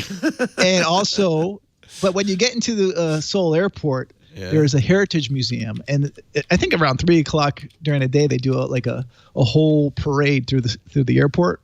But check out this museum; it's pretty cool. And actually, when you're in Tokyo, you have to get these. What are they? French fries? You get them there are these. They're like McDonald's French fries, but potato chips. Oh, that looks good. And you get them in the airport. Yeah. And there's only certain stores. So if you're flying out of Haneda, it's by gate 109. Okay. In Narita, I can't remember which gate, but ask for these. And you can only buy a limit of 5 boxes, and they just go flying off the shelf. The first time I saw it was a couple of years ago, and people were going crazy over them. Wow. And I was like, I just bought them, and I got home and tasted them. I'm like, oh my God, no wonder why they were going crazy. So I just stocked up just now. Wow. You had fun for 2 days though, but I guess you sleep on the plane. It's not. Yeah, actually, I did not sleep in Japan. I could not fall asleep. I know. My allergies were killing me in Japan. Oh no, really? Oh. Yeah. That's a bummer. That's only happened once before. I've been to Japan at least 5 times, but twice now my allergies were just so bad that my nose was just peeling. And I actually left early. I had to leave. I got to get you one of these molecule air filters. They're purifiers. They're a sponsor, and we Lisa same thing. In fact, when we came home, our house sitter had turned it off, and Lisa woke up. She was stuffed up, and I said, "What? Oh, the molecule's off." This thing is amazing. MOLEKULE. I would love to check it out. And, you can't bring certain drugs into Japan. I'm talking about over-the-counter drugs like Tylenol. Really? They ban it there. Good. They should. It's dangerous. So good. I didn't bring any allergy medicine. I'll study all of this stuff before we go, I guess. We got till March. All right. Thank you, Johnny. Have a great week. You too. Take care. All right, take care. Bye-bye. Bye-bye. Leo Laporte, the tech guy, 8888 Ask Leo. That's the phone number. Moving on to Christian in San Diego. Hi, Christian. Hello. Hey, welcome to the show. Leo Laporte, the tech guy. Hey, long-time listener, first-time caller. Thank you. I work for a small accounting company, and I'm helping out with installing some new computers. Oh, you got the job, huh? Yeah. They don't. Now, wait a minute. How small is this accounting company? They don't have an IT department?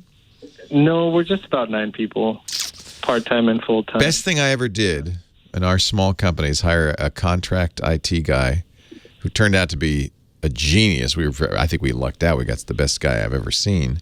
But boy, it makes a difference. Yeah, it's okay. You're going to do a good job. You're the contract IT guy now. Well, I'm always bragging that I listen to Leo Laporte. That's it, huh? That was your qualifying resume. All right. Well, let's get you going. What do you need to know? So I'm in the process of transferring all the data from the current computers that we have, and we're using Google Drive. And I don't know if so you have a fiduciary responsibility as an accounting firm to your clients. Yeah. To secure their data. You have I don't know, I'm sure you have a legal obligation. You also have just a moral obligation because you have some very private stuff like tax returns, including social security numbers, business finance numbers. You have a lot of stuff that your clients fully expect you to protect. Google Drive is not the answer. Right. So I finally convinced my boss to move to a better product, maybe Carbonite. Carbonite is a very good choice. Now, they're an advertiser, but they do have plans. In fact, they have, for instance, a data migration plan that would solve this whole issue for you, and they would do it with strong encryption and, of course, compliant with any federal regulations. I am not up on whatever federal regs there are about accounting, but I bet you that there are some serious privacy requirements, and you don't want to, maybe state and federal, and you don't want to get in trouble here. And it's just the right thing to do. So, you're going to be looking for business solutions that offer encryption, and they want 2 kinds of encryption. You want encryption in transit. That's pretty easy to do. Almost, if you're surfing the web and you go to your bank or you go to Amazon, that's encrypted in transit. That's a well understood system, and that's pretty easy to do. You also want encryption in place. You want to make sure that those keys are well controlled. Ideally, you'd like to use a system where only you have the decryption key, they don't, so that you keep tight control of your client's privacy there. You also really want to lock down your systems in the office. I don't want to talk you out of a job, but this really is a case where the problem is finding somebody really good, but a good IT professional, among other things. Do you have any, when you connect to the internet, do you have any security appliances in between you and the outside world? We do. We have a firewall. But as far as our backup, we were using Google, and I wasn't really comfortable with it. So I finally, like I said, I finally convinced my boss, hey, we have to move to something more. Yeah. I mean, Google probably provides some encryption. I don't know of any exploits, any exfiltration of information from Google, but I think even Google themselves will say, we're not intended for use in situations like medical information or accounting information. I think that's probably... We like the user friendliness of Google. Yeah. Would Carbonite be similar to Google? Well, for you it would be, I mean, do you also have to share, for instance, clients send you data, right? Yes. Are you having them just put it on Google Drive and sharing that document with you? No, unfortunately, still doing it through email. They're emailing. It's even worse. Yeah. So that's another thing you're going to want to look at is a system. Microsoft. Are you a Microsoft shop, or whose software do you use? Yes, we're using Microsoft. We just purchased some new computers, so I finally convinced our boss to get some hardware. This might be an occasion to take a look at what Microsoft offers, because they do have good business solutions. And I'm not just talking about backup, but file sharing, collaboration. Would OneDrive be pretty safe? You don't want to use you'll use something like OneDrive, but it won't be OneDrive. It'll be SharePoint and things like that. You want to use their business class, not their... This is the problem. And your boss and you and everybody have experience with consumer grade applications. But in this application, at this time, you need to use something that's designed for business grade security because of your clients. You know, if you were a grocery store, I wouldn't worry so much. Although, you know, and then you might have credit card numbers. Yes. But you have some, you know, just think Social Security numbers alone, EINs, employee ID, and ID numbers, things like that. Those things need to be kept absolutely secure, and you have a very high responsibility to do that to your clients. So, I would, you know, what you can do. You know, I know cost is a concern here, but what you can do is you can call. I would call Microsoft and say, tell them what you need, and say, what do you have that can take care of this? There'll be solutions that are encrypted, that are safe. Carbonite is basically about some of what you need. For instance, the data migration part, the backup part. They certainly have data protection things, but they're not so much about collaboration. So, for instance, if you have two accountants working on the same returns, they're collaborating. Those should not be stored on Google Drive. They should be stored on SharePoint and some higher end Microsoft solutions. OneDrive, you know, is the consumer brand name for what you'll be using. But you'll be using Azure servers. Okay. And I think a call to Microsoft would probably be the best bet here. Call a Microsoft's business consultant, and that's what these guys do. They won't charge you a lot, but the costs of these services, you know, may put them out of your reach. I don't know, but you get what you pay for, and the free services you're getting or the inexpensive if you're getting G Suite services from Google. I don't know if they're adequate really to do what you need to do. That makes sense. You got a little homework ahead of you, I'm sorry to say. And I am not an expert. I want to be the first to say I'm not an expert in this. You know, but at least now I can download the podcast and yeah. This is a good for you though. You know what? You're gonna. In a way, this is an opportunity for you because these skills that you're going to learn here and getting this set up right is very valuable. Okay, so can I ask one final question? Sure.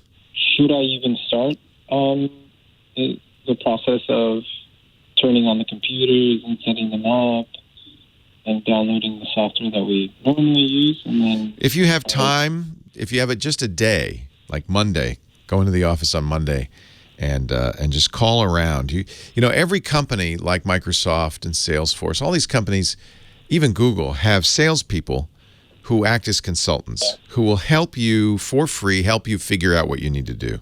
They'll answer this question really at a higher level than I'm going to answer it. You'll have to understand they're going to be pitching you on their products, so there's a little sales involved as well.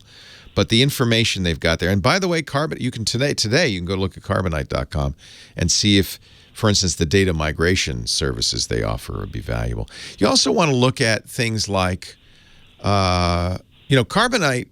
For instance, you do a lot of tax returns? Is your busy season April? Starting January. Starts now, yeah.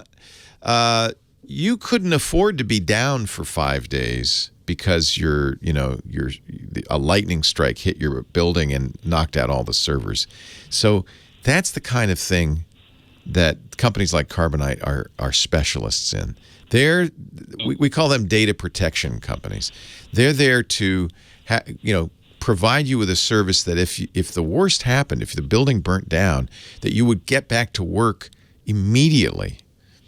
And that's going to be important come April 1st when you've got 2 weeks. That's going to be a big issue. So all of these things. Everybody has standalone computers. We usually just back up our tax. Yeah, if you're doing stuff locally, you're good. Yeah, locally is fine, except that if something happens to the office, that's not so good.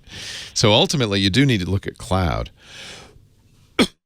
But if you're doing cloud, you need to do it securely, because as soon as you put your client's information out there, it's vulnerable. I think Carbonite is, I know they're a sponsor, and another disclaimer, but I think they are a very good place to start, at least for your backup, perhaps your migration solutions. And they have hybrid solutions might be just right for you. Leo Laporte, the tech guy.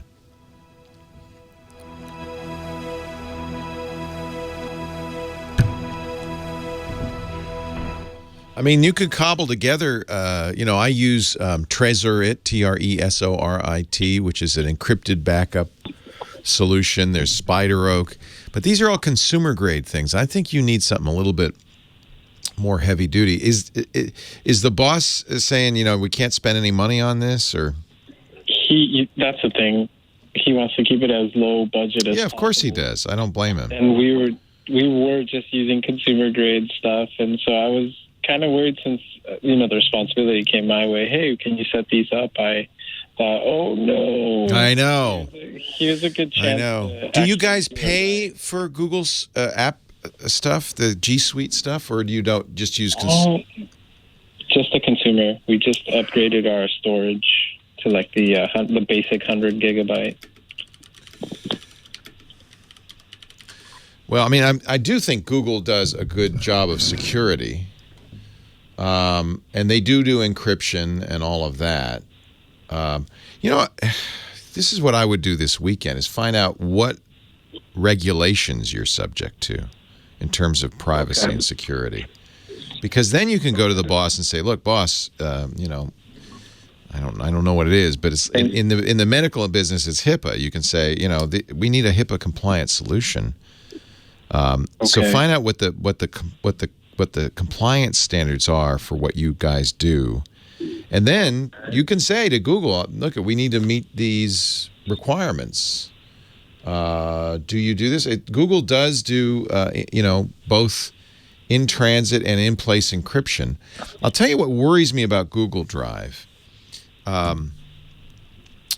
When you share a file, for instance, on Google Drive, we've learned, because a journalist found out, Google scans the data in there, because she shared a file and it got blocked by Google for violating standards, which is interesting because that's supposed to be a private document I'm sharing privately. How did Google know that? It turned out to be an error. But what that told us was Google is accessing the contents of people's files. Oh, okay. So that worries me quite a bit. So, I'm looking at the Google security policies, and they look good. But if you're not even using the business version, if you're using the consumer, I just don't know. Google does encrypt all data in transit, which is very good. But for instance, Google Drive is not HIPAA compliant. That's the privacy regulations for medical records. That if something's not HIPAA compliant, then it's not good enough for you. Would be my. That makes sense. Yeah, your data needs to be as secure as patient records. Okay. Yeah, no, that's the biggest concern. Yeah. So I wonder, accounting privacy regulation. And we don't have a server or anything like that. We would just have standalone computers. So I was hoping to find something where, we can avoid having to spend money into having a server. And yeah, I mean, a server is fine, but it's local. So you do have to have off-site, right? Yes. And so off-site then is immediately, triggers that, we gotta be compliant with whatever it is, Graham Leach Bailey or whatever it is. There are financial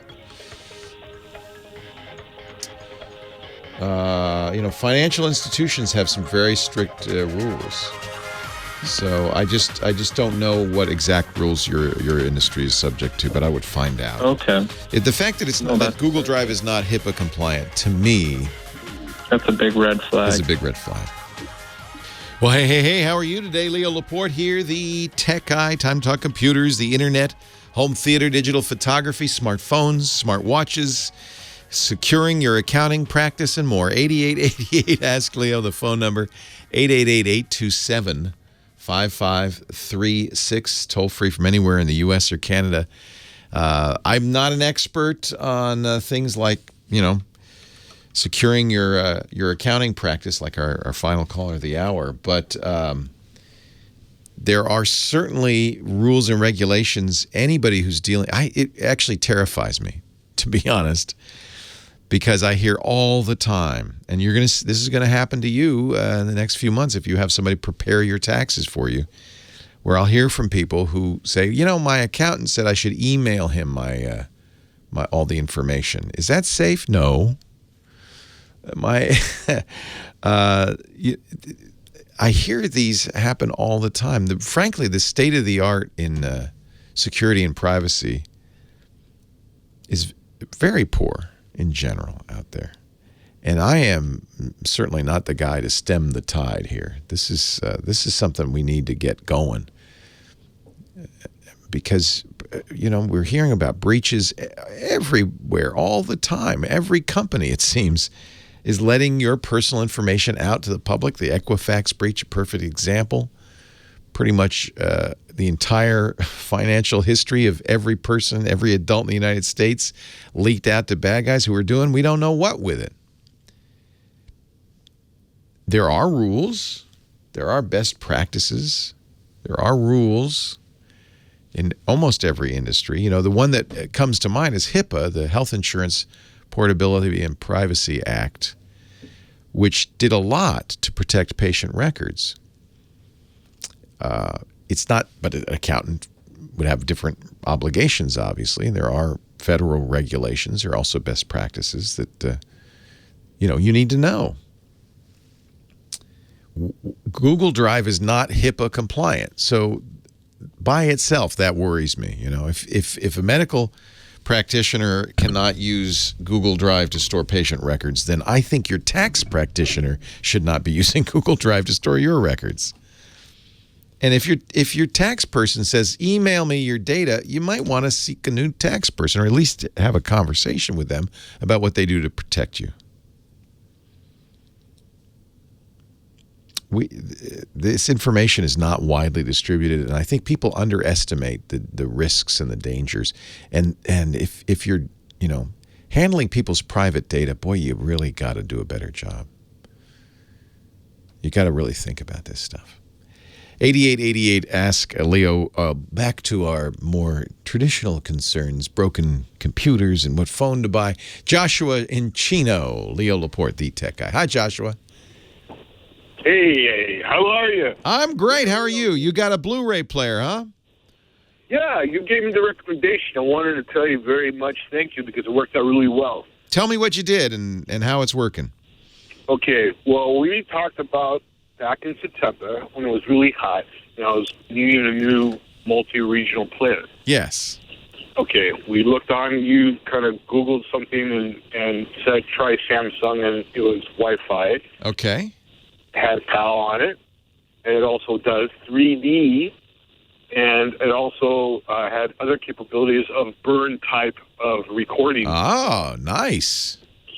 So I was actually testing this out since September till now with different people bringing their DVDs, putting it on, and it was very supportive to know that the unit can actually even do well with other type of recordings. Fantastic. Tell me what it is. Tell me which one it is so I can make a note. Okay, Samsung J, as in Joshua, 5900. The J5900. All right. Well, I'm going to keep that in my my little list of things to recommend. It sounds like you're very happy with it. How much was it? About $200. Wow, that's amazing. And it plays back high-def Blu-ray discs and right, and does all that other stuff. Region encoding is a big issue because, of course, you can buy a disc. You can be traveling, buy a disc in Japan, take it home, and it won't play on your Blu-ray player. It's and 4K as well. So nice. That was So I was very happy with it because when we looked at one that was just one level below it, and I thought, well, for a few more dollars, why not, right? So I put it on, and it worked out really well. So thank you so much for that. My pleasure. Thank you for calling and letting me know it worked for you, Joshua. Appreciate it. Well, sometimes I, make a recommendation and I never find out if it was a good idea. I'm glad it was. Hans in Los Angeles, Leo Laporte, the tech guy. Hello, Hans. Good afternoon, Leo. How are you, sir? I am fine. How are you? Excellent. I have a smaller problem. Maybe it's big, but for you, it would be very small. And I have a quick question regarding my business that I have that they can provide the high-speed internet. Okay. And I asked around, and they said that if you could use a hotspot But the problem is in a hotspot, sometimes you have you're limited. Sometimes you can get a megabyte. You have a business that you don't get good internet where you are. Is that what's going on? That is correct. And my location that I have is in San Bernardino, to be exact. Okay. The service provider used to be Verizon. Now they switched up to they changed it to the Frontier, and the company has a horrible service, unfortunately. I know. They're just providing a 1.5 megabyte. Oh. And my entire live POS system. And they don't offer a business class cable service? Forget about it, that one, my friend. That's too bad. That's very disappointing. And not to mention we're paying $85 just for that. For a megabit and a half, you're paying $85? $85, honestly, on that one, and it's getting to the point that you're getting hurt. And the money's not the issue over here, the bill, but the problem is the service that they're providing is extremely low, and we can't even run the POS system with that. That's very disappointing. And not to mention we have the civilian cameras in the business too as well, so we want to connect to that too as well. And by taking some from that too as well, it makes it much more difficult to conduct the business. So there should be in your area a number of other companies whose names you won't recognize that offer high-speed internet service in your area. Some of them may even offer fiber in your area. Sure, but because my location is located inside of the mall, the business, so what they did is...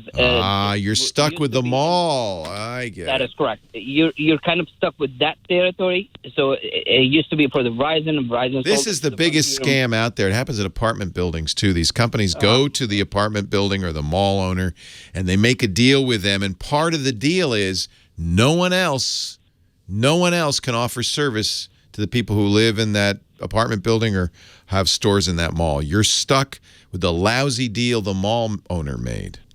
But the problem is you don't even have a choice, Nate. We have some other choice, and this time... there is no choice because the mall owner made a deal, and he's probably making money off of it as well.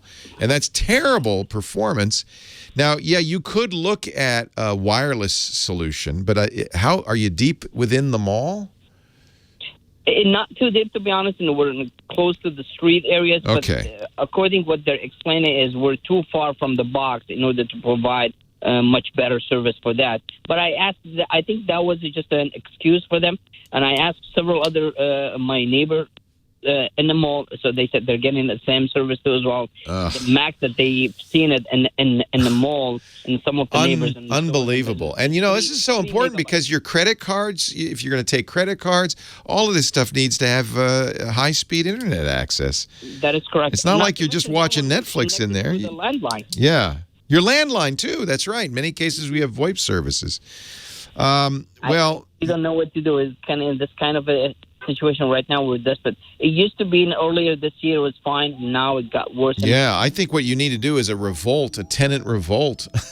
You need to all go to the landlord and say, you need to get this fixed. This is not acceptable. It's the 21st century. Leo Laporte, the tech guy. The only choice you have at this point would be a wireless, solution. You could probably do something with cellular LTE that would certainly be faster. When you're in the store, how's your cell phone look? Do you get 4 bars, 5 bars? Yeah, the cell phone is functioning perfectly fine. The cell phone is Do you know, have you looked at your bill to see how much data you use each month? Do you know how much data you use? I didn't try, but since the mall hours are really long hours, so technically we open 7 days, so I'm concerned about... yeah, because one of the problems, if you go to Verizon, which would probably be their best bet, and get one of their little boxes that give you internet access wirelessly, there will be some bandwidth caps on that. But I would bet you Verizon, and if you can use Verizon and negotiate with AT&T and others as well, saying, well, I'm getting this deal from Verizon. What are you going to do for me? They want your business. I think that's probably the best solution. Let me just see what business plans they offer. And the ones that I have in my locations is very weak. The internet service that they're providing, I guess they have some issues. That's what I was thinking to have. The second thought is the solution is to have the hotspot, but I don't know whether if we're limited on that. Well, Verizon offers wireless business solutions. So that will be, you'll get a box. It will, as long as you can get good LTE in your store, you should have no problems. And LTE should give you anywhere from 15 to 100 megabits of bandwidth. And yeah, you want to look at what kind of limits there are, but because it's for business, they're gonna understand that. I would call a Verizon rep and say, look, here's the situation. What can you do for me? And make sure that you can say, you can try it for a week or two. They'll give you a jet pack, which is kind of a Wi-Fi access point that anything in the store can use, except that it's getting its internet not from the wire, but from LTE. And I think that they're going to have some good solutions for you, designed for business, because you're not alone. This is fairly common. And by the way, the other thing you can do is leverage all the other people in the mall who are pissed off and say, I could bring you to 15 new customers if you can give me a good deal or give us a good package deal. That's not a bad idea, actually. I think this would be a good idea. Yeah, why not? They have a lot of leeway to negotiate with you. It's not like buying cell phone service as an individual.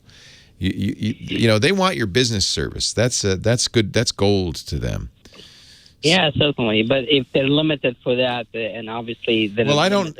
Like I said, of course, but I don't know if they. I mean, they understand that you need more than just 5 gigabytes a month.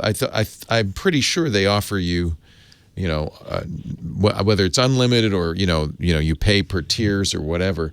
But I don't think this is a difficult thing to solve. I think you're going to want to use LTE, and because you're in a big area, you're in San Bernardino is going to be well served by LTE, and you can always go to AT&T and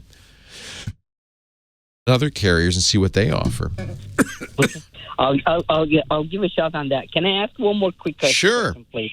And my second question is I lost my phone when I was traveling to Europe. Oh no! I came back again and I asked the Apple Store. I use on the iPhones. And I asked the Apple stores maybe if they could retrieve our contact phone numbers and all that things because I forgot my only iCloud. If you backed up to iCloud. Only if you backed up to iCloud. It's the only way they could do it. I see. They can't do any other way. No, they have no other way of getting it. Sorry. Leo Laporte, the tech guy, 8888.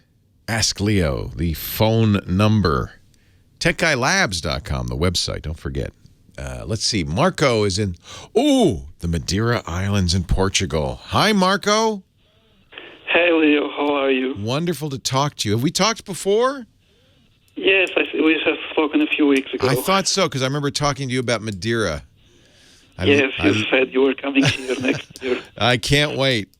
Yeah. So what can I do for you? I wanted to ask you if you are aware of any email clients for iOS that allows to display the emails in plain text. Yes, I do. Well, for iOS. I know for Apple. Let me think for iOS. You don't want to see HTML. It's dangerous. You're right not to want to see HTML. Yes, exactly. The problem is that Apple's mail and every other mainstream mail client basically, I think, panders to users because the users, I want graphics, I want pictures. The problem with it is that when you are looking at HTML email, you're basically looking at a web page, and that can be dangerous. Now, good email clients, like Apple's Mail, will do things like not load images, which helps protect you, but it's always a little bit risky to run email in HTML mode. Let me think if there's any email for HTML for iOS that lets you do just plain text. So I know there is for the Mac for almost every operating system, and by the way, that's what I use. I don't use any HTML email clients. Yes, Thunderbird for that on the computer. I wonder if Boxer is a very funky old enterprise email client. Wonder if they still are around for iOS and if they do non-HTML. That's you know what? I don't know off the top of my head the answer to this. I love the idea. Maybe somebody who's listening can around, but I haven't been able to find anything. Really? Okay. Not Outlook, not mail, not anything. Really? That's disappointing. There is something I don't know. I haven't really looked. Well, I think you might be right, mostly because people just assume that everybody wants graphics, and if you made an email client that didn't do pictures and pretty fonts and dancing bears, people go, I don't want that. I don't like that. I'm just looking. Boxer's one of the more old-fashioned email clients for iOS, and it has lots of features. And I'm just checking to see if it. I don't know if it has non-HTML email. That's the problem. Is you'd have to install these, and they probably all have HTML by default. That's an interesting question. I don't know the answer, but we're going to find it for you. So keep listening. And perhaps if we don't get it in the show before the end of the show in the next 40 minutes, somebody will kindly put it in our website, techguylabs.com. We're looking for an email client for iOS that can be set to turn everything into plain text, no HTML. Can I ask another quick question? Sure. Do you know if WhatsApp scans the photos and videos somebody sends to you for virus? They check the multimedia If you're on iOS, you're probably okay because there's no real viruses in mobile. You're talking about desktop, though? Yes, both. I'm using iOS, but I just wanted to know. Don't worry about iOS. You don't have to worry about virus scanning in iOS. For your desktop, if you're on a Mac, I wouldn't worry about it. Apple actually builds in some pretty strong anti-malware features. They're kind of invisible. I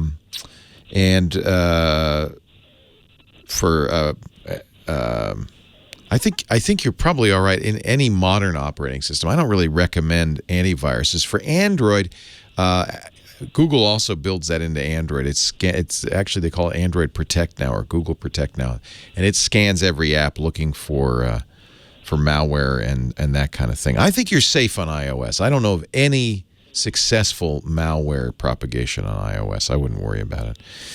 And so don't worry about it, in other words. I think one of the reasons nothing exists like that is because Apple doesn't do it. If Apple doesn't do it, then no one else can do it. It's the kind of thing Apple would not allow. But I do. And the other thing I guess we should mention is don't forget you can turn off image rendering in iOS Mail. That's probably your best bet if you can't find a plain text. Yes, I was able to turn off the image. Yeah, that's a good start. Yeah. I completely agree with you. The problem is that everybody now uses HTML mail, and if you get an email from your bank, you would think you'd want that to be secure, but no, it's going to be in HTML because people expect, they want to see the bank logo and all the design features and all of that. I agree with you. I'm actually really glad to hear there's somebody else besides me who doesn't like HTML-based email. It's a real security flaw, a real security hazard. However, on iOS, that's pretty well locked down. I wouldn't worry too much on iOS, Marco. Hey, it's great to hear from you. Put a cask of Madeira aside for me, will you? Okay, I will. Have a great day. Thank you, Marco. Have a nice day. You Bye. too. Take care. That's interesting. I use on the Mac side, I use MailMate, which can be used in plain text mode, and I send almost all my emails plain text, except when I send you an email from iOS, you're going to get an HTML email because it's just kind of how it happens. Clause is very good. Art Chandra is reminding me. I wish there were a Clause for iOS. Clause is the email program I use on Windows and Linux. CLAWS. Very nice. And it also will block HTML in emails. The problem is you get a lot of emails that are kind of unreadable because they just depend on all those graphical elements. We're swimming upstream, Marco. Diana, Seattle, Washington. You're next. Hi, Diana. Leo Laporte, the tech guy. Oh, hi. Hi. I can't believe I'm talking to you. Oh, my goodness. You're on the air. Oh, this is so exciting.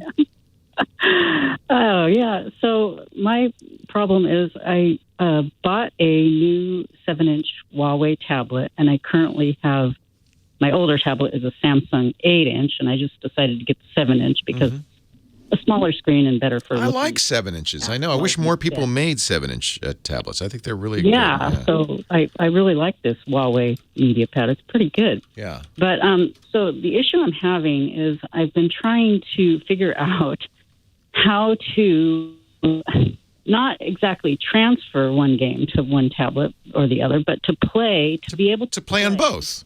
The same game Yeah. on both tablets. Like if you have Words with Friends, for instance, even if you play on iOS and Android, you log into your Words with Friends accounts, it's the same games. You don't want to have to play one game on one operating system and one on the other. Unfortunately, that is a feature of the game. You can't do it yourself. So if the game doesn't do it, you can't do it.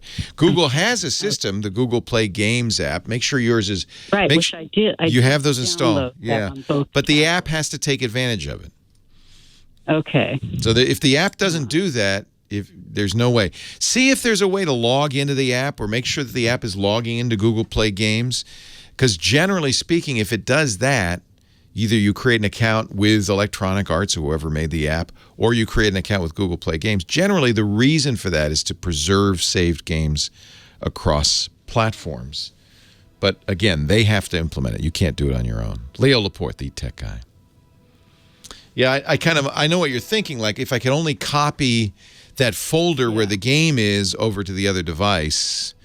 But no, they would get out of sync right away because as soon as you used it, it would change, but there's no mechanism for it to be propagated to the other device. It has to be built in. Okay. What game? Okay.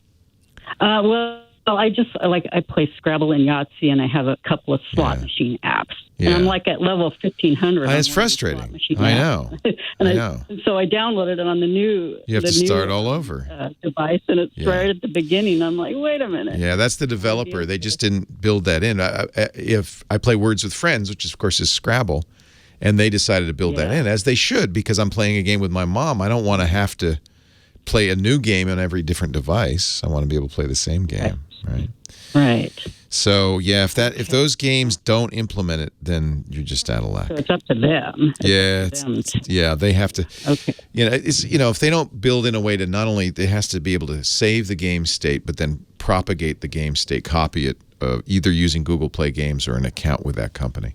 But do make sure that sometimes they don't make it obvious. So look in the settings, and sometimes there's a checkbox that says use Google Play Games.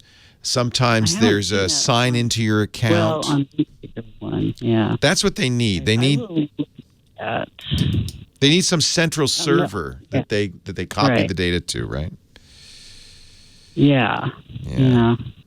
I will look into that further. But thank you for. I'm sorry. It anyway. I know it's kind of a pain in the neck, but anyway, I don't have to start at the beginning. Sometimes I have to be the bearer of bad tidings. Contact the app. Yeah, contact the app. It's a mistake. It's really they kind of blew it, frankly. But sometimes they just go, well, why would you want to do that? Or maybe better yet, let's get her to start a whole nother game on another machine. Right. Yeah. Start at that's it. Oh, yeah. That's the ticket. No, I don't want to do that. 3 years to get up to level 1500. Oh my God. Yeah. Yeah. That is a failing of the game. That's not good. Yeah. Yeah. Okay. Sorry. Well, thank you very much. My pleasure. All right. Thanks for calling. All right. Take care. Bye-bye. Bye. Yeah, I love these new Jabras. These are so awesome. These are called, what are they called? I got to look it up. Because they have an accompanying app. So it's so cool. Jabra Sport Life, that's the name of the app. Jabra Elites, I guess. So the idea is you've got to, they come with 3 different sizes and 2 different types of tips and 3 different sizes of inserts. So you got to try all the different ones. And then they make you put them in and see if they can measure your heart rate. But you also want to optimize for sound. And they're just, the sound is great, but they also do all of this workout stuff, which is so cool. I got to do the resting heart rate test, but you can do different training plans. This would be great for runners, particularly. And it'll coach you and everything. Find my headphones. They're right here. Here they are. Oh, I can. This is what Apple and Google should have done. These are incredible headphones. I can play a sound from my headphones. I wonder if that'll work.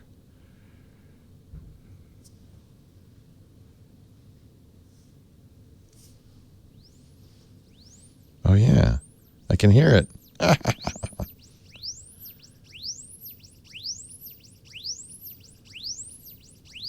That's cool.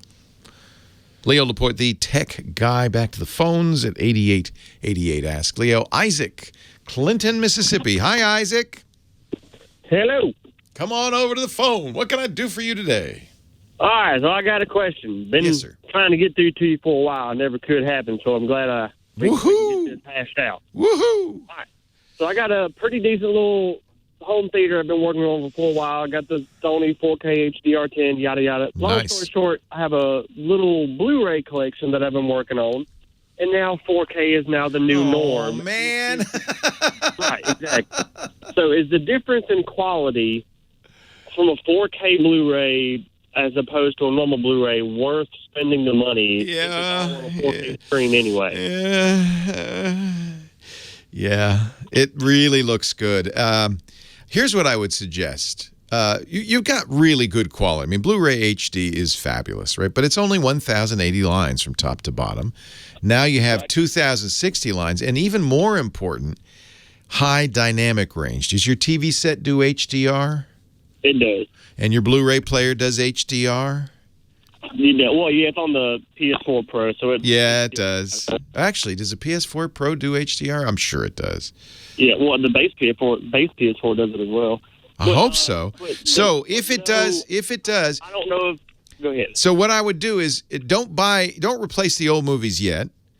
But the next time you see a movie that you want in 4K HDR, get it.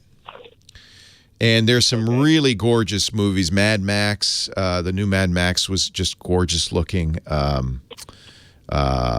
bought a few, and just to verify it, you know, the new Blade Runner 2049 when it comes out on UHD HDR, that'll be a good example because that is a very murky, dark movie. And generally, at least I bought Billy Lynn's Long Halftime Walk. I bought the UHD version, which is twice as much as the HD version. Wow. I know, that's frustrating. But it came with 3 discs, which I thought was interesting. The 4K UHD disc, but also a standard Blu-ray and a 3D Blu-ray. So if you can find one that has, find one that has the 2 different discs, the 4K and the UHD and the HD, and then you can compare them. And then you'll be the judge of, gee, do I like this movie enough that I want to get the new version? Yeah, well, the only set that I know for sure I would fork up the money for a 4K set would be Star Wars. Oh, you don't have the TV set yet, or you do? No, I do. Oh, you're just talking about upgrading the discs, right? Right. Well, yeah. I don't think any of the old format Blu-rays are even HDR implemented. I don't think there's any that. No, they're not. You have to get the 4K to get the HDR. Yeah. Yes, you're right. So that's exactly right. If it's a movie that you cherish, like if they ever put out Star Wars 4K HDR. Oh, Lord. Oh, Lord. That's exactly right, because it'll be a lot of movies and it'll be very expensive, and I'm sure Disney will do it. The only one they can't do, by the way, is the first one. They didn't own the rights to that one. Really? Yeah. But you can get all the rest of them. Or? I don't know. I guess I don't... I think 20th Century Fox retained the rights to Episode 4, and all the rest reverted to Lucas. And so I know there's some sort of rights issue going on there. However, there are certain movies that are just so important and iconic that if you can get them in UHD, HDR, I would. But you're going to first of all have to be the judge. So, for instance, the one thing I've done that with, and I mentioned this with Scott Wilkinson earlier, was that fabulous BBC series Planet Earth. When I first got an HD TV and a Blu-ray player, I bought the Blu-ray set of those, and they were mind-boggling. And I would bring everybody over and say, "You got to see this. It's incredible." And then when I got the 4K set and the 4K player, I upgraded. It's all new footage. They went out and they shot all new footage with red cameras, and the difference is spectacular. So I will tell you that to my eyes, it is worth it. But you're going to have to decide that for yourself, because we're talking a fairly hefty cost on these UHD discs. They're usually about $40. Yeah. Yeah, so that was Billy Lynn. I think was $22 for the HD version and $44 for the UHD version. Wow! So you really have to think about it. I'm going to be very picky and. Yeah, I mean, I think it's got to be a movie that you cherish. Yeah. You know, I've bought. All right. There's some movies that I've bought many times.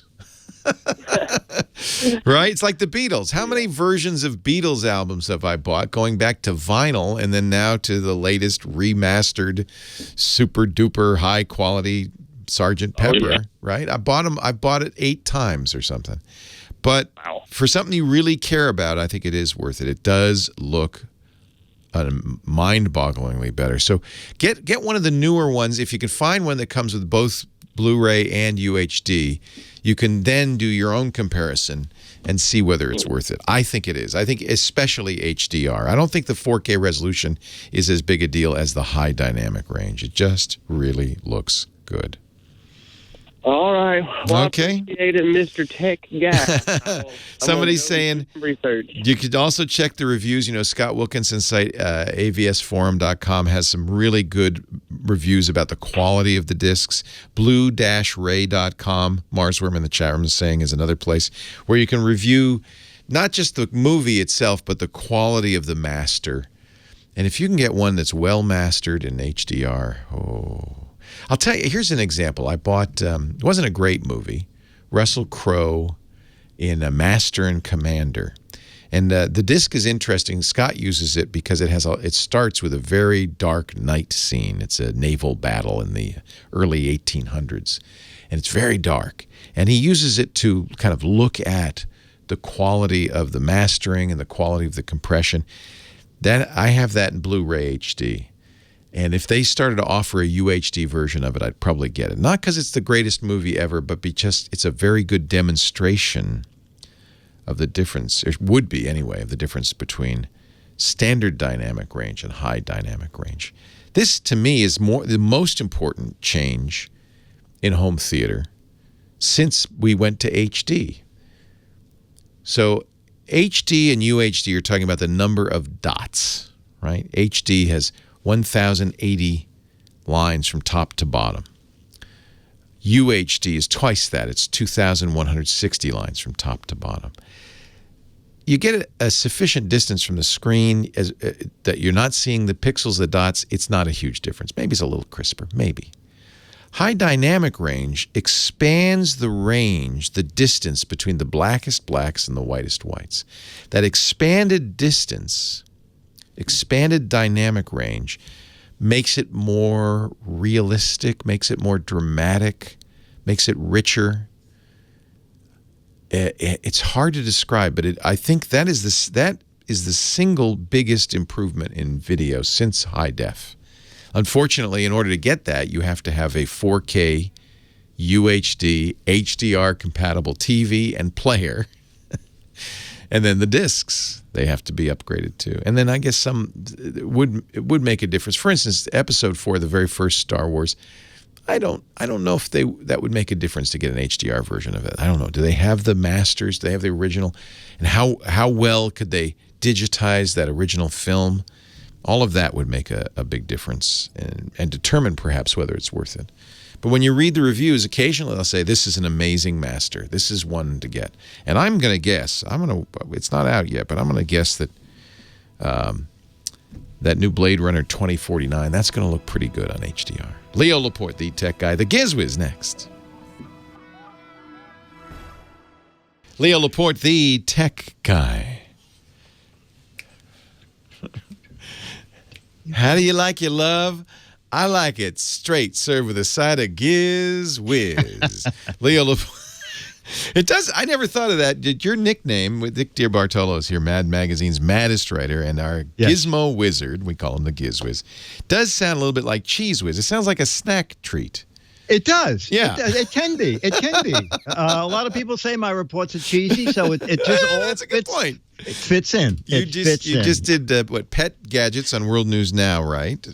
Yes, and I picked out the two weirdest ones. One I think you're gonna love. I think it is so clever. It's called Pistachios, and I thought, wait a minute, dogs aren't supposed to eat nuts. What pistachio? So it turns out it's a play on pill, and stash as in hide. Oh, and they're little flavored capsules. Charlie loves these. See, it's really hard to get dogs to eat their meds, to take their meds. Yes, exactly. So Charlie's crazy about the cranberry turkey ones, and they pop. They I might open like up. those.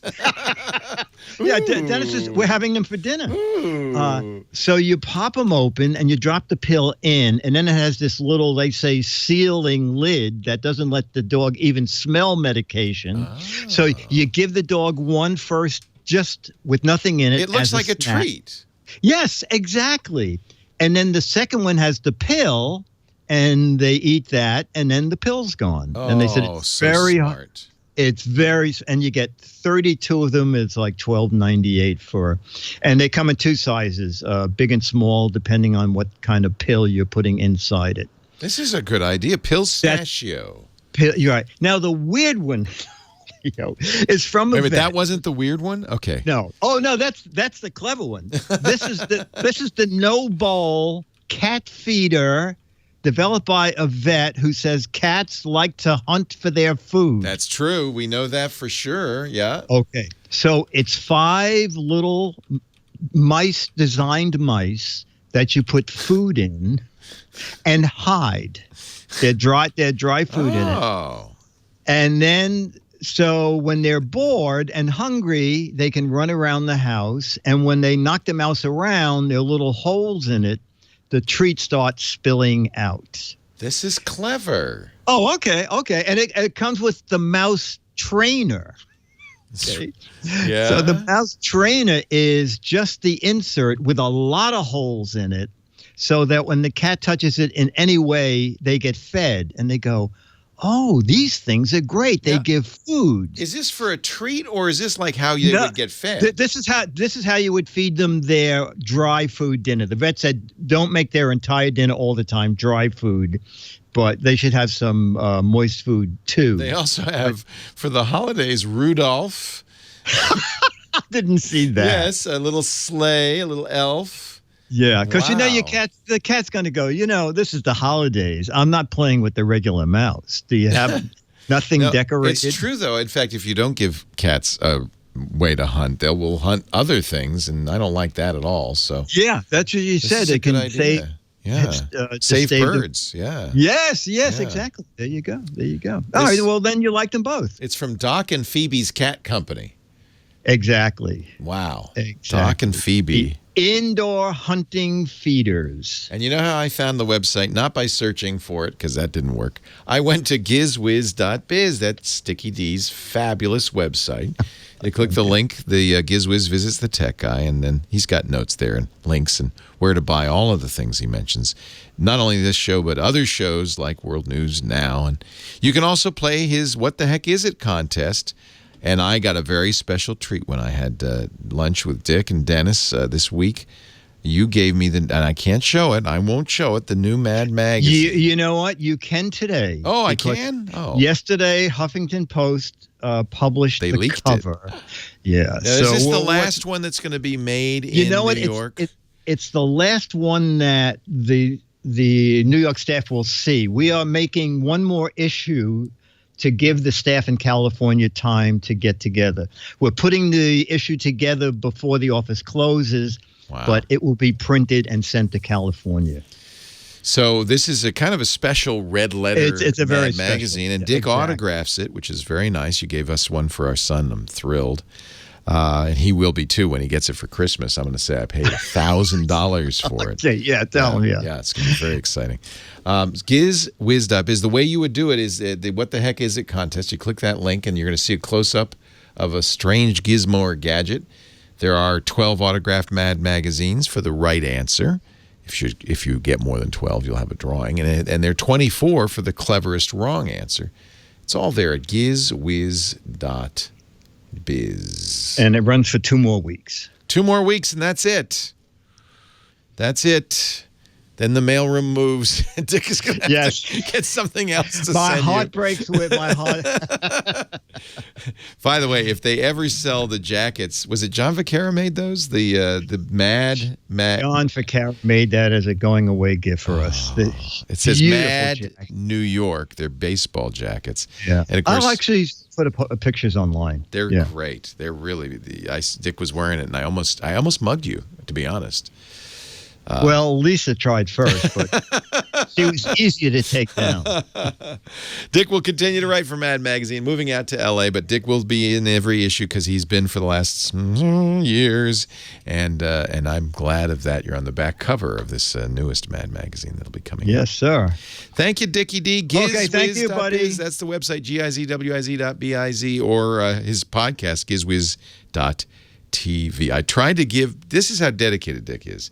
I had extra Broadway show tickets, tried to give them to Dick. I was so upset, but he couldn't go because he had to do the podcast. That's how dedicated he is. Thank you. True trooper. Back to the final call for today. Adam in Pittsburgh, PA. Hi, Adam. Hi, Leo. How are you? Hey. Oh, I'm okay. So I stopped using Chrome. I switched back to Firefox recently. I know the new Firefox is 57 Quantum is fantastic, very fast. So much faster. Yeah. But I own a Chromecast and I love it and I use it pretty often. So now I've just got Firefox and Chrome both open. You want to cast from your browser? It's from Firefox if there's a way. I don't know of a way to do that. That's interesting. Of course, Google builds it into Chrome. There's a cast option right there in the menu. And what that does, for people who don't know, is it puts your browser up on your big screen TV, which means that anything that you can display in the browser, including movies or whatever, can be displayed on your big screen TV. If you make it full screen, it's awesome. You know what somebody's going to have to do, and I don't know if it's even possible, a Firefox extension for Chromecast. I don't know of one. Be my guess that, Google's always said Chromecast is, open standard.